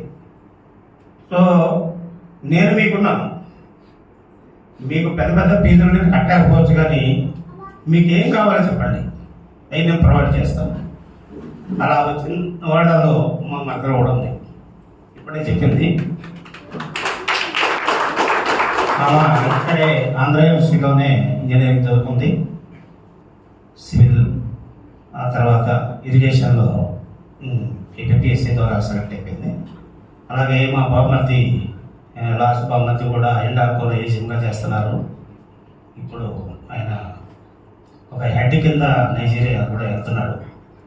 అలాగే వాళ్ళ కుటుంబ సభ్యులందరూ కూడా ఇక్కడే నా దగ్గర ఉన్నారు. అలాగే మా అన్నయ్య పిల్లలు ఉన్నారు. వాళ్ళందరూ కూడా వివిధ దేశాల్లో ఉన్నారు. నేను ఒకటే వాళ్ళకి నేను కోరుకున్నది, నా మనసులో ఉన్నది కూడా ఏంటంటే, చదువు ఒకటే పరిష్కారం అది. ఎందుకంటే ఆస్తులు లేవు. ఒకవేళ ఉన్నా ఎంతగానో సంపాదిస్తాం, ₹1,00,000 సంపాదిస్తే ₹1,00,00,000 కావాలనిపిస్తుంది. దానికి లిమిట్ లేదు. కానీ ఎడ్యుకేషన్ అనేది నీ దగ్గర ఉంటే కొన్ని లక్షల కోట్లు ఇంట్లో ఉన్నట్లే అని నేను భావించాను. ఎందుకు వచ్చింది ఈ ఆలోచన అని మన వాళ్ళు చాలామంది రాశారు. ఒకసారి అడిగారు. మా కజిన్స్ కూడా పెద్ద పెద్ద పొజిషన్స్లో ఉన్నారు. ఆయన మా మా కుటుంబం కంటే వాళ్ళు బెటర్గా ఉండేవాడు. మా బాబాయ్ ఆర్ఎంపీ డాక్టర్గా చేస్తూ పిల్లల్ని అందరినీ చదివించారు. ఒక ఆయన మొన్న ఈ మధ్యనే ఈగా రిటైర్డ్ అయ్యారు పంచాయతీరాజ్లో. ఇంకొక ఆయన ఇండియన్ బ్యాంకులో చీఫ్ మేనేజర్గా రిటైర్డ్ అయ్యారు. ఇంకొక ఆయన ఎల్ఐసిలో అదే రీజనల్ ఆఫీసర్గా ఆయన కూడా రిటైర్డ్ అయిపోయారు. అంటే ఆయన డ్రీమ్ చేశాడు. ఆయన ఏమనుకున్నాడు, అప్పట్లోనే 6th 7th చదువుకున్నాడట. ఆయన సింగరేణిలో అప్పట్లో పిలిచి ఉద్యోగాలు ఇచ్చేవాడు ఖమ్మం ఏరియాలో. ఆయన వెళ్ళకుండా నేను తప్పు చేశాను, తక్కువ. ఆయన చాలా కష్టపడ్డాడు. ఆర్ఎంపీగా చేశాడు, మేషన్ వర్క్ చేశాడు, చాలా వర్కులు చేసి కొంతకాలం కిరాణా కొట్టు పెట్టి చేసి పిల్లలు మాత్రం చదివించాడు. సో అది నాకు మనసులో ఉండిపోయింది. సో చదివించడానికి డబ్బులే ఉండక్కర్లేదు, మంచి మనసు ఉంటే చాలు. అది మనం వాళ్ళకి మనం ఒక పందిరైతే తీయగలే అనుకుంటుంది, ముందుకు మనం పందిరవ్వాలి. సో ఆ విధమైనటువంటి ఒక ఆలోచనతో దేశానికి మనం సేవ చేయకపోవచ్చు, అట్లీస్ట్ మన కుటుంబానికైనా చేద్దాం అన్న ఒక ఆలోచనతో ఈరోజు నాకు ఒక గర్వంగా ఉంది. వీళ్ళంతా ఎదిగారు. అందులో వీళ్ళందరూ చేసినప్పుడు నా పిల్లలు 2 అమ్మాయిలు చాలామంది, నేను ఇక్కడ ఎంసెట్ రాసినప్పుడు బి కేటగిరీ వచ్చింది.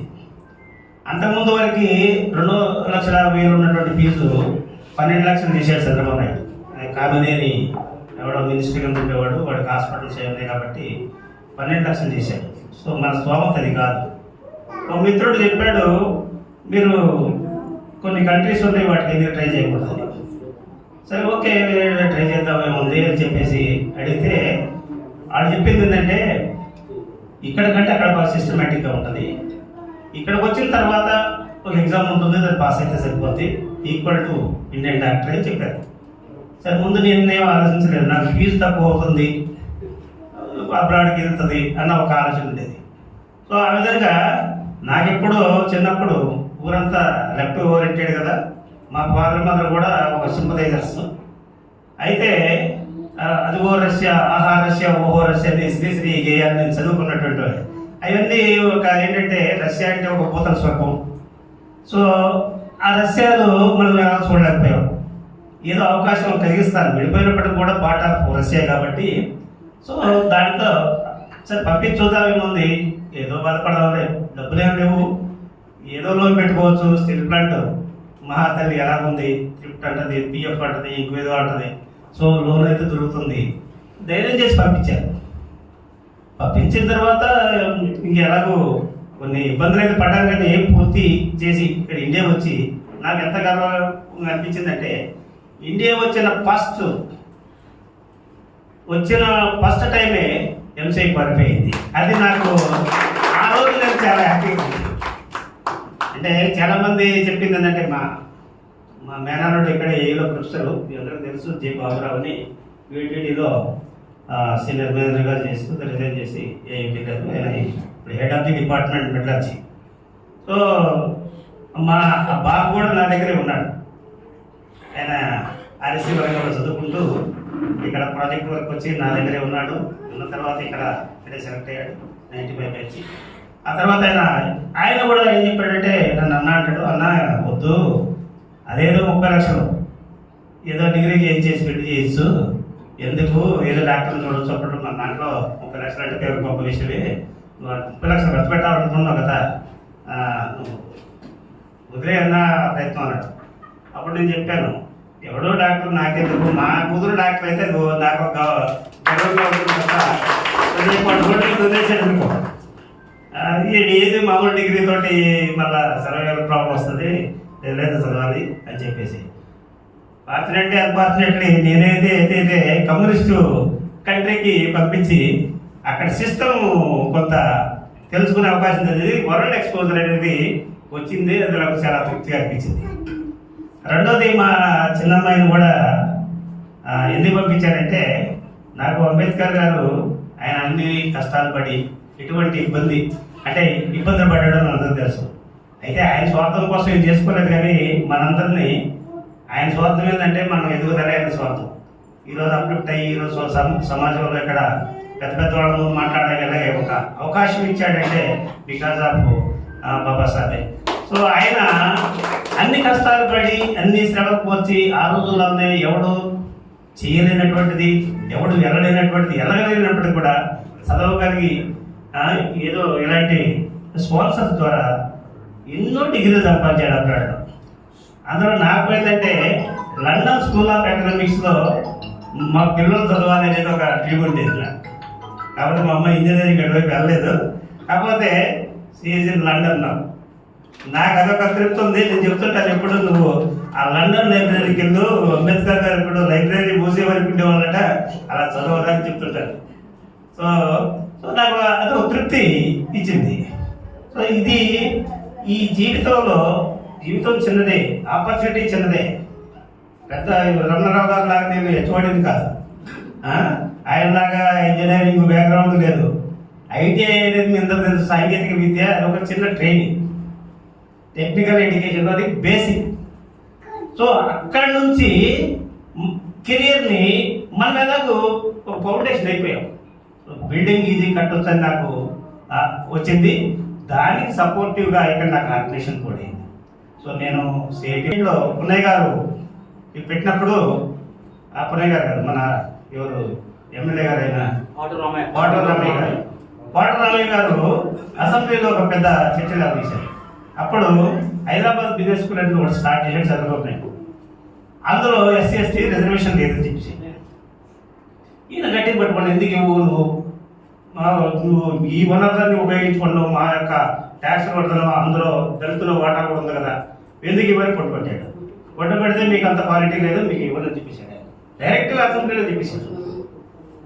చెప్పేసినప్పుడు అప్పుడు అనేక దళిత సంఘాలు ఏమి ఉన్నాయి, కానీ ఆయన ఈ సంస్థ స్థాపించడానికి ఆయనకి ఒక అప్పుడు స్థాపించిందే ఇది కేవీపీఎస్, కుల వివక్ష వ్యతిరేక పోరాట సంఘం. అది వివక్షత కాకుండా ఇక్కడ వివక్షతే కదా.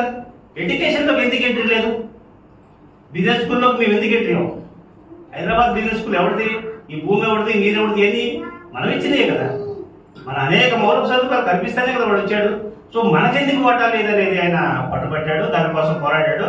అప్పుడు ఆ పోరాటాల నుంచి అనేక దళిత సంఘాలన్నీ ఒక ప్లాట్ఫామ్ మీద రావడం, ఆ ప్లాట్ఫామ్ మీద నుంచి వచ్చినటువంటి ఇదే పున్నయ్య కమిషన్ రావడానికి బేస్ అది. సో మేము ఒకసారి, నేను అప్పుడు సెక్రటరీగా ఉన్నాను, సుబ్బారావు మేమిద్దరం సర్కిట్ హౌస్ కలవడానికి వెళ్ళాం. అనేక దళిత సంఘాలు వచ్చాయి, పున్నయ్య గారు వస్తాయి. ఆయన అన్ని గ్రామాలు తిరిగాడు, అన్ని హెడ్ క్వార్టర్స్ తిరిగాడు. తిరిగినప్పుడు మేము సర్కిట్ హౌస్కి వెళ్తే కేవీపీఎస్ వాళ్ళు ఎవరో ఇట్లా మంది పిలిచాడండి ఆయన. సో అది ఎంత, మీరు ఇది తప్పడగొట్టాల్సిన విషయం. ఆయన ప్రత్యేకంగా పెద్ద పెద్ద వాళ్ళు ఉన్నారు. పున్నయ్య గారు సర్కిట్ హౌస్లో ఇక్కడ కేవీపీఎస్ వాళ్ళు ఉంటే రమ్మని చెప్పాడు. మీ వల్ల నేను ఇక్కడ కూర్చున్నాను చెప్పాడు. సో అది దట్ ఇస్ ద కేవీపీఎస్ అనేది ఒక యూనివర్సల్ ప్లాట్ఫామ్. అది ఆ యూనివర్సల్ ప్లాట్ఫామ్లో వాళ్ళందరిని ఐక్యం చేశారు.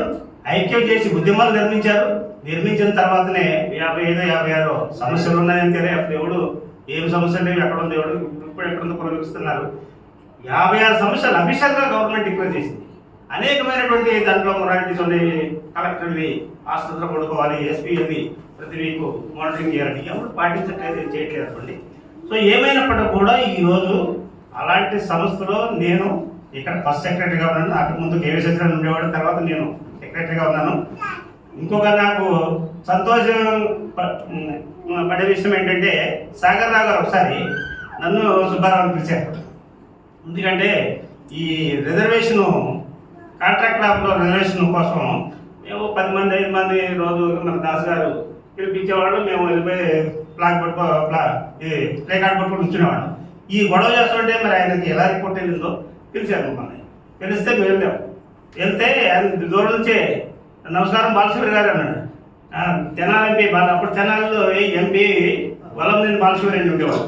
సో ఈ నేమ్ అనేది చాలా రేర్గా ఉంటుంది నా అలాంటి పేరు. సో అంటే సార్ మీరంటే లేదు ఎందుకే అలా గొడవలు చేస్తారు, అదేదో మాట్లాడదాంలే, మనం ఏదైతే రిజర్వేషన్ అప్పుడు చూపిస్తే మనోళ్ళంతా తర్వాత లెక్కలు కడితే 2% కూడా కాంట్రాక్ట్ లేబర్లో లేదు. సో ఆయనే చెప్పారు, సో దీన్ని సెటిల్ చేద్దాం, కాకపోతే కొన్ని ఇక్కడ లోకల్స్ అంటే అలాంటి ఒక ఉద్యమాలకి భాగస్వామ్యం అయ్యాను నేను. అదొక సంతోషం నాకు. అంటే ఈ కేవీపీఎస్తో నాకు అనుబంధం, నేను దాంట్లో ఇన్వాల్వ్ అయ్యి నేను కూడా ఒక భాగస్వామ్యం అయినందుకు చాలా గర్వపడుతున్నాను. అలాంటి సంస్థ నుంచి నాకు ఇలాంటి దాసుగారి ద్వారా సన్మాన కార్యక్రమం. అలాగే మీ అందరూ చెప్పారు మా ఆవిడ కార్పొరేటర్ అంటే అంత ముందు 2 సార్లు ఇక్కడ సిపిఎం పార్టీ బ్లాక్ ఎక్కి దిగేవాడు. అనేక ఆఫర్స్ వచ్చాయి. ఇప్పుడు ఎవరో చెప్పారు, ఎవడనగా చెప్పారు, అనేక ఆఫర్స్ వచ్చాయి. వస్తే మా మిసెస్ నాతో ఉంటుంది, వీళ్ళందరూ ఎందుకు మనం పనిచేశారు, మనకి ఏముంది, ఏం ఆస్తులు ఉన్నాయి, ఏం బ్యాక్గ్రౌండ్ ఉంది, ఇంతమంది కష్టం మన అమ్ముడు తాకట్టు పెట్టద్దు. అనేక అవకాశాలు వచ్చాయి. వచ్చినప్పుడు కూడా ఇది కాదు జీవితం, ఎంతోమంది మహానుభావులు వాళ్ళందరూ కష్టపడుతున్నాం, మనం ఇక్కడ ఉంటున్నాం. ఈ అవకాశం మనకు ఆపర్చునిటీ ఇచ్చారు. ఇంత మందిలో సెలెక్టివ్గా మనం సెలెక్ట్ అయ్యి ఈరోజు మనం గౌరవించే పరిస్థితి ఉందంటే బికాస్ ఆఫ్ పార్టీ అండ్ ఇక్కడ ఉన్న మేము కృతజ్ఞత చెప్పుకుంటున్నాం. సో ఇది మనం చేసిన దాంట్లో ఆ రోడ్డు రాజీవ్ నగర్ మన మిత్రులందరూ వచ్చి మన అక్కడ స్థలాలు ఉన్నాయి, కొద్దిగా రోడ్డు కావాలంటే అప్పుడు లేలకోటేశ్వరరావు గారు అక్కడ అవతల 2 వార్డుల మధ్య ఉన్నది. అప్పుడున్న విష్ణు గారితో మాట్లాడినప్పుడు విమలా మాట్లాడితే ఓకే అమ్మా మీరు ఇప్పుడు బడ్జెట్ తీసుకున్నది అని ఆయన ఎంత అడిగితే అంత ఇచ్చాడండి. 2-3 సార్లు పోయినా అది మళ్ళా వేశారు. అది ఒక మెమరీ.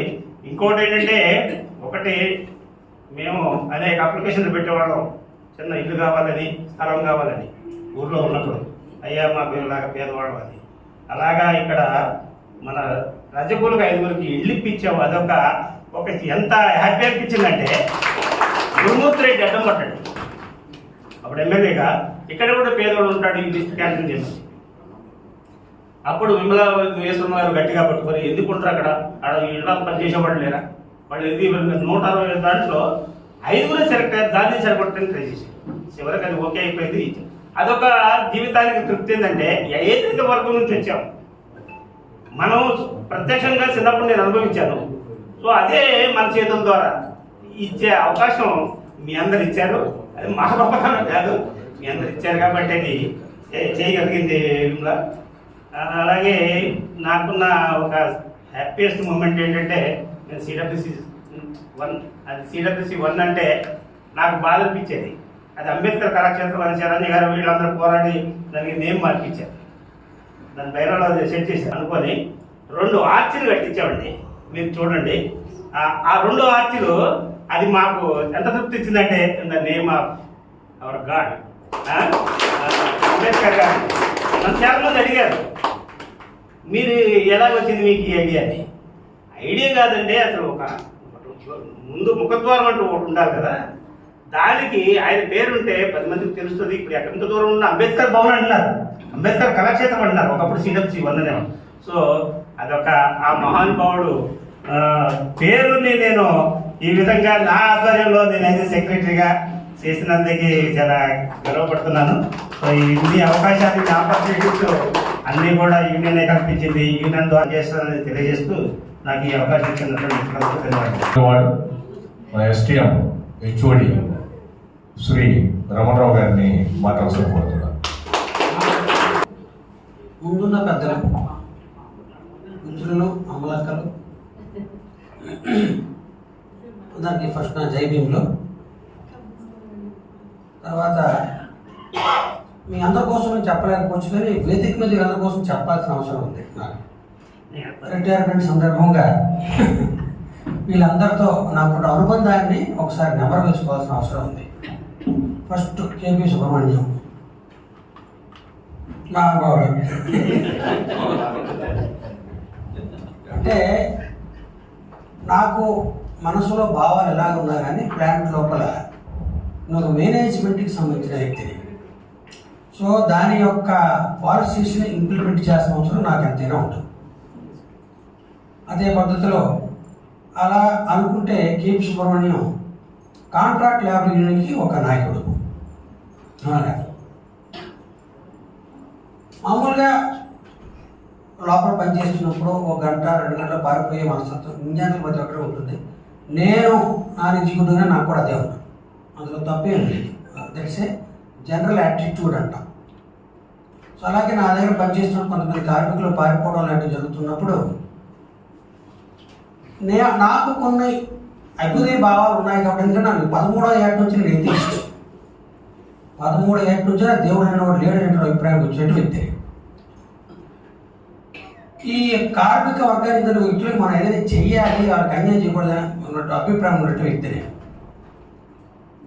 చూసి ఇలా పారిపోతున్న జరగని ఆపాలని చెప్పి వాళ్ళకి డబ్బులు కత్తిరించే ప్రయత్నం నేను చేశాను. యాక్చువల్గా డబ్బులు కత్తిరించిన ఉద్దేశం కాదు అది, దాని పర్యవసానం చెప్తా. నేను మేనేజ్మెంట్కి సంబంధించిన వ్యక్తిగా ఉంటూ వాళ్ళని హెల్ప్ చేయాలనే విషయం, ఎందుకంటే వాళ్ళ ఇండిసిప్లిన్ నేను ఆపాలి, అది నా మొట్టమొదటి ముఖ్య ఉద్దేశం. డబ్బులు కత్తిరించగానే అంటే అలా కత్తిరిస్తామంటే వాళ్ళు డైరెక్ట్గా చేయలేము, వాళ్ళ కార్మికులు కాబట్టి కాంట్రాక్ట్ వర్కర్స్. కాంట్రాక్ట్ బిల్లులో కత్తిరిస్తే వాడు కట్ చేస్తారు, అది ప్రాసెస్. సో ఈ విషయం చేస్తుంటే కేపీ సుబ్రహ్మణ్యం అందరినీ చేసుకొచ్చాడు. ఆయన పని అయితే తప్పేం లేదు, he was doing his job కదా. ఆయన వచ్చిన తర్వాత హెచ్ఓడీలో నేను ఒక్కడే కూర్చున్నాను. అంటే మేము కొంచెం ప్రీ ప్లాన్డ్ కొన్ని పని చేస్తాం.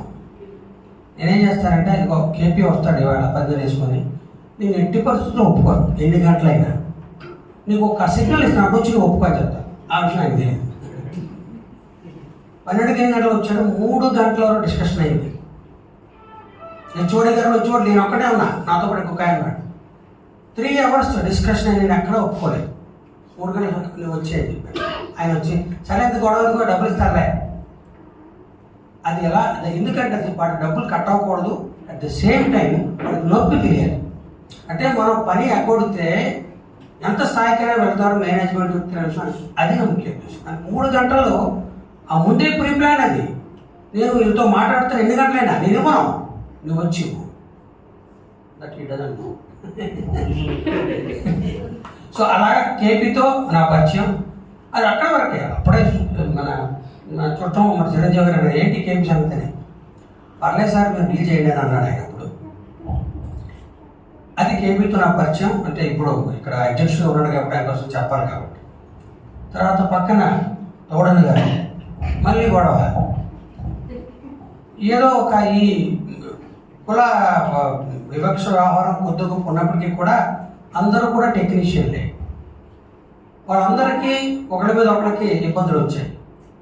అది వెనకాల బ్యాక్గ్రౌండ్ కులపరంగా ఉండొచ్చు, కానీ దాన్ని అలా చూపించలేము. గొడవ వస్తుంది ఎస్ఎస్ అసోసియేషన్, అక్కడే కూర్చొని నేనెవరో నేను అదే. But still have to do justice to the people have not done the mistake. అది కదా చేయాల్సిందే. దానికి ఒక వారం అంతా రోజుకు 3-4 గంటల డిస్కషన్, టేబుల్ కొట్టడం.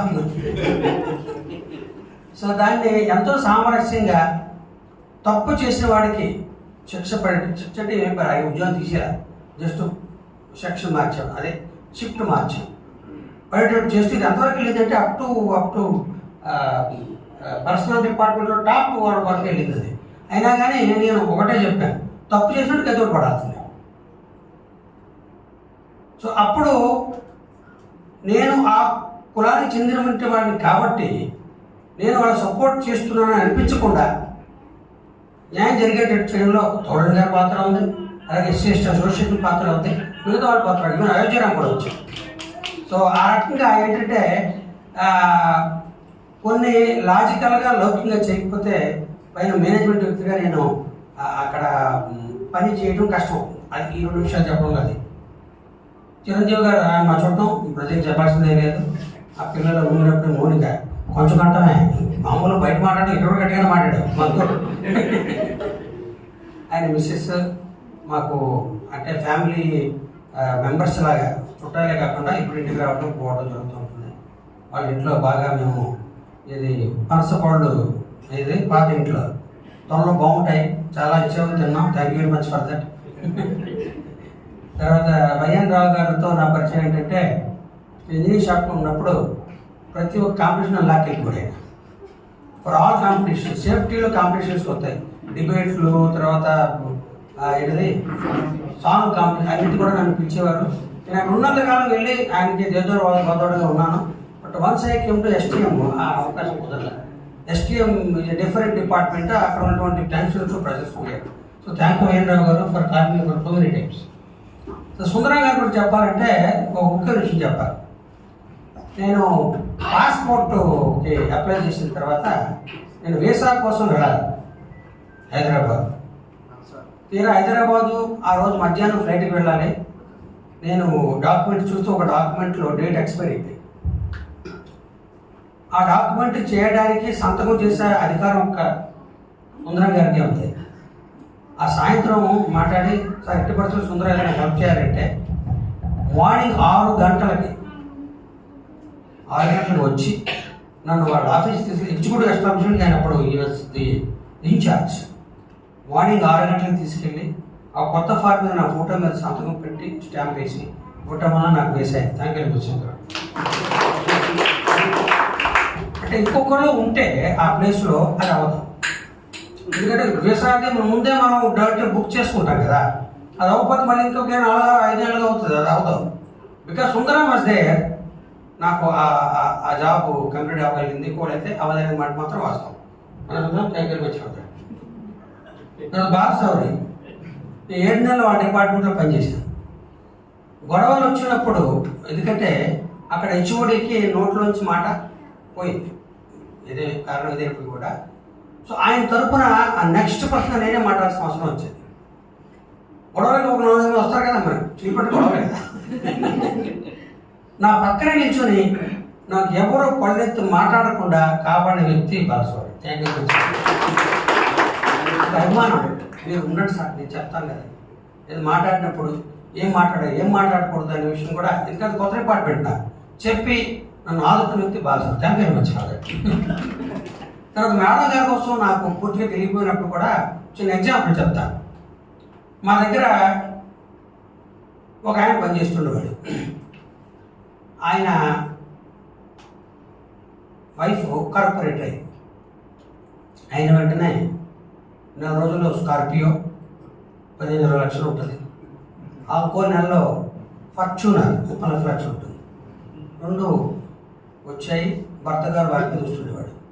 మరి బాలస్వామి నేను ఎప్పుడు చూడలేవాడు కదా రావడం. ఎంత అదే అంటున్నాను. కావాలనుకుంటే బాలస్వామి మేడం ఫార్చ్యూనర్లో తిరగలేదు కదా. కారణం అభ్యుదయ భావాలు ఉంటాం.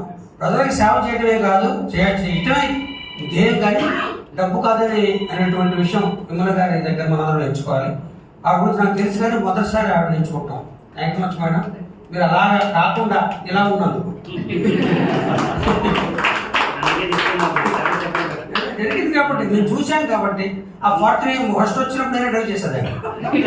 సార్ మీరు డ్రైవ్ చేయాలి సార్ ఫార్చ్యూనర్ అంటే ఐ హావ్ డ్రైవెన్ ఇట్.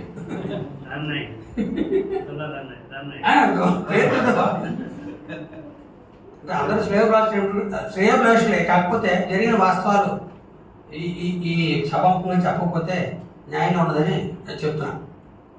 అలాగే సత్యానంద గారు మరి పరిచయం ఉన్నప్పటికీ కూడా ఈ సంఘం తరపున ఆయన వస్తుండేవారు. మన గొడవలు ఆయన కూడా వచ్చి ఆయన నుంచి సార్ ఆయన గాయకులు అనుకుంటారు. మీరు గాయకులే వాయిస్తారా? ఆయన మా సంఘం 2 అదే పాడుకున్నారు కదా. పాటలో అంటే ఉన్నటువంటి ఇబ్బంది చెప్తా. నేను ఒకప్పుడు పాటలు పాడినమాట వాస్తవం. పాటకి ముఖ్యంగా కావాల్సిన లయ జ్ఞానం. లయ లేకపోతే పాడడం సాధ్యం కాదు. ఒకప్పుడు ఎప్పుడో 1989-88లో ఆర్కెస్ట్రాలో 1-2 సార్లు పాట వాస్తవమే. దానికి 10 రోజులు ప్రాక్టీస్ చేద్దాం కానీ అది వచ్చేది కాదు. అది నేను ఒక పక్క వాడొక పక్క అలాగే అది ప్రాక్టీస్ చేయాలి. అంతేకాకుండా ఇక్కడికి వచ్చిన తర్వాత పాట కూడా జనం గోడపడితే ఎలారా బాబు అని చెప్పి నేను ఎతిస్ట్ అయినప్పటికీ కూడా ఆ ప్రేయర్ సాంగ్రం ఏదో ఉంటుంది కదా, అది ఆగిపోయేవాడు. అది పాడితే లయక్కర్లేదు. Prayer song only background music దేనికి శృతి ఇవ్వడానికి ఒకసారి ఆ శృతిలో పాడేస్తాం. అందుకని మీరు పాట పాడమన్నా పాట లేకపోవడం కారణం ఏంటంటే I have not practice that ఈ సాంగ్. మామూలుగా పాటలు పాడాలంటే వాళ్ళకి తెలిసిన విషయమే. ప్రాక్టీస్ లేకుండా పాడడం సాధ్యం కాదు. ప్రాక్టీస్ లేకుండా పాడితే అది నాకే దోహనంగా ఉంటుంది. అందుకని రిటైర్ అయిపోయింది కాబట్టి నేను పాటలు ప్రాక్టీస్ చేసి వాళ్ళతో పాటు మీతో మళ్ళీ పాట చేస్తున్నాను. ఇప్పుడు పాడితే మాత్రం అది గాడిదలు గుర్రాలు వస్తాయి.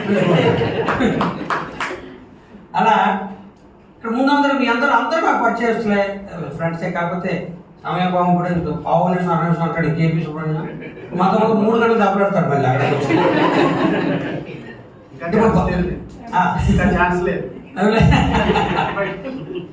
బాలస్వామి గారు ఇప్పుడు చెప్పారు వాళ్ళు ఎంతటి కష్టాలు పడ్డారు అంటే, వాస్తవానికి నాకు అంత కష్టాలు పడే అవసరం రాలా. ఎందుకంటే మా అమ్మ నాన్న టీచర్లుగా ఉన్నప్పటి పల్లెటూరు కూడా అప్పర్ క్యాస్ట్ వాడు కూడా ఏమండి రామరావు అనేవాడే తప్పించి ఏరా అనేటువంటి అవకాశం వరకు ఉండేది కాదు. కానీ మా అమ్మ నాన్న టీచర్స్ కాబట్టి అయినప్పటికీ కుల వివక్షను ప్రత్యేకంగా చూసినటువంటి వ్యక్తిని. ఎందుకంటే మా ఊళ్ళో 2 నూతులు ఉండేవి. నుయ్యి అంటే వాటర్ తోడుకునేట్టు నుయ్యి. ఈ తక్కువ అట్టడుగు వర్గాలు వాడేటువంటి వాటరు మంచిది కాదు, అప్పర్ క్యాస్ట్ వాళ్ళు వాడేటువంటి వాటర్ మంచిది. సో మొదట మేము ఆ ఊరికి వెళ్ళినప్పుడు నాకు అప్పుడు 5 ఏళ్ళు. మా నాన్నగారు టీచర్ కాబట్టి మా అమ్మ ఇద్దరు టీచర్లు ఊళ్ళో. ఆ వాటర్ 2 చూసి మా ఫాదర్ అక్కడ ఊళ్ళో మున్సబు సర్పంచ్ ఉంటారు, వాళ్ళు అడిగారు ఆ వాటర్ తాగడానికి వీలుగా లేదండి, ఇక్కడ మా మిస్సెస్ తీసుకుంటారు 2 బిందెలు అని చెప్తే వాళ్ళు యాక్సెప్ట్ చేశారు. కొన్నాళ్ళు అయిన తర్వాత అందరికీ ఒక ఆలోచన వచ్చింది, మనం ఎందుకు వాటర్ వాడకూడదు అంటే అట్టడు వర్గాలు అని వెళ్తే అంత పెద్ద గొడవ అయింది. జిల్లా కలెక్టర్ అందరూ వచ్చి 2 నీళ్ళు వాటర్ ఒకసారి రుచి చూసి అందరికి వాడుకోవచ్చని చెప్పి వెళ్ళినటువంటి సంఘటన. నాకు ఇప్పటికీ కుల వివక్ష అంటే ఏంటో అప్పుడు నేను చూసినటువంటి విషయం. నేను ఒక ఆ స్థాయిలో ఉన్నప్పటికీ కూడా అట్టడు వర్గానికి సంబంధించిన వాడు కాబట్టి many times I also faced. అక్కడ ఉండకపోవచ్చు, వేరే స్కూల్కి వెళ్ళినప్పుడు కానీ అప్పర్ ప్రైమరీ స్కూల్ చేసినప్పుడు, జడ్పీహెచ్ స్కూల్ చదువుతున్నప్పుడు దాన్ని గమనించాను. కాకపోతే చదువున ఒక ఆయుధంతో నేను ఎప్పుడు దాన్ని అధిగమించగలిగాను. అయితే స్టీల్ ప్లాంట్లో కూడా ఇప్పుడు మన కేటీ భాస్కర్ నా దగ్గర పనిచేశాడు. ఆ రకమైన వీడు రిజర్వేషన్ నుంచి అంటే ఇప్పుడు ఎస్సీ ఎస్టీ బీసీ ఓబీ అందరూ రిజర్వేషన్ ఉంటే కింద లెక్క. రిజర్వేషన్ నుంచి వచ్చాడు వీడికి ఏమో రాదు అని అనిపించుకోకుండా మనం ఎప్పుడు కూడా అవతల వ్యక్తి కంటే ఒక స్థాయి పైన ఉండాలంటే అభిప్రాయంతో ఎప్పుడు పనిచేసేటువంటి పరిస్థితి కల్పించుకునేవాడిని. ఆ రకంగా నేను చివరకు ఎస్టీఎం నుంచి హెచ్ఓడి ఎవరు కావాలి అంటే ఎస్టీఎంలో పనిచేసిన వస్తే రమణరావే సమర్థుడని చెప్పి ఆయన అక్కడ ఎస్టీఎం నేను తీసుకున్న తర్వాత అది రికార్డింగ్ చేసింది, అది అదృష్టం అనుకోండి. నేను నా ఒప్పుదాను అనుకోని అందరూ పనిచేస్తే కదా అవుతుంది. అలా జరిగింది కాదు. నేనున్న 8 నెలల్లో అత్యధిక ప్రొడక్షన్ రికార్డు చేసింది ఎస్టీఎం. దానికి ఎస్టీఎం వాళ్ళందరికీ నేను అభినందనలు తెలపాల్సిన అవసరం ఉంది. మీ అందరూ చెప్పారు కాబట్టి thank you very much. KVPS ఇప్పుడు మన దాస్ గారు అన్నారు ఇది 2000 రూపాయలు ఇచ్చారు, మరి ఎప్పుడు ఇచ్చారు నాకు గుర్తులేదు. బట్ అలాంటి అవసరం వస్తే నాకు దయచేసి కన్సల్ట్ చేయండి, I will try my best. ఒకటి. రెండోది, కేవీపీఎస్లో మీరందరూ సభ్యులుగా ఉన్నారు. చాలాసార్లు ఆ ఫంక్షన్స్కి దాసులను పిలవటం ఇట్లా జరిగింది. ఆ కుల వివక్ష పోరాట సమితిలో ఒక మాట ఒకసారి చెప్పాను, కుల వివక్ష గురైన వాళ్ళే ఉంటే దానివల్ల పెద్ద ఉపయోగం ఉండదని.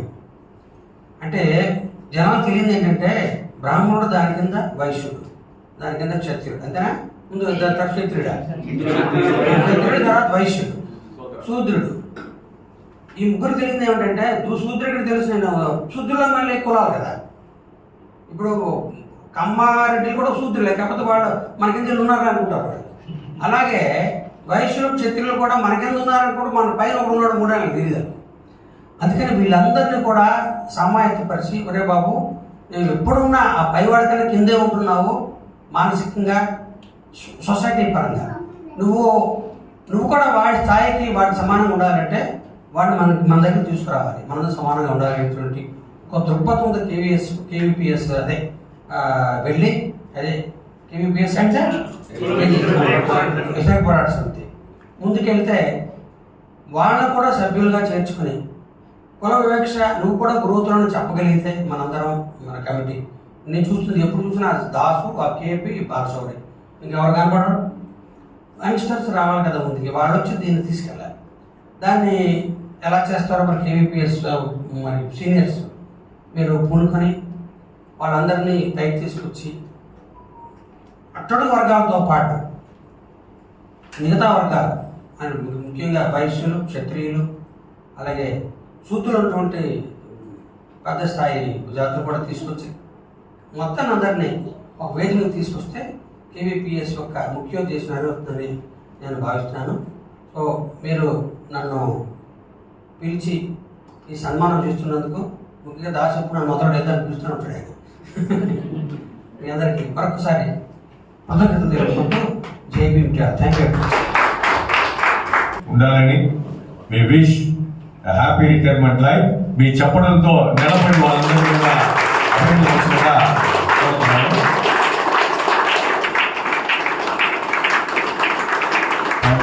Thank you so much. Thank you.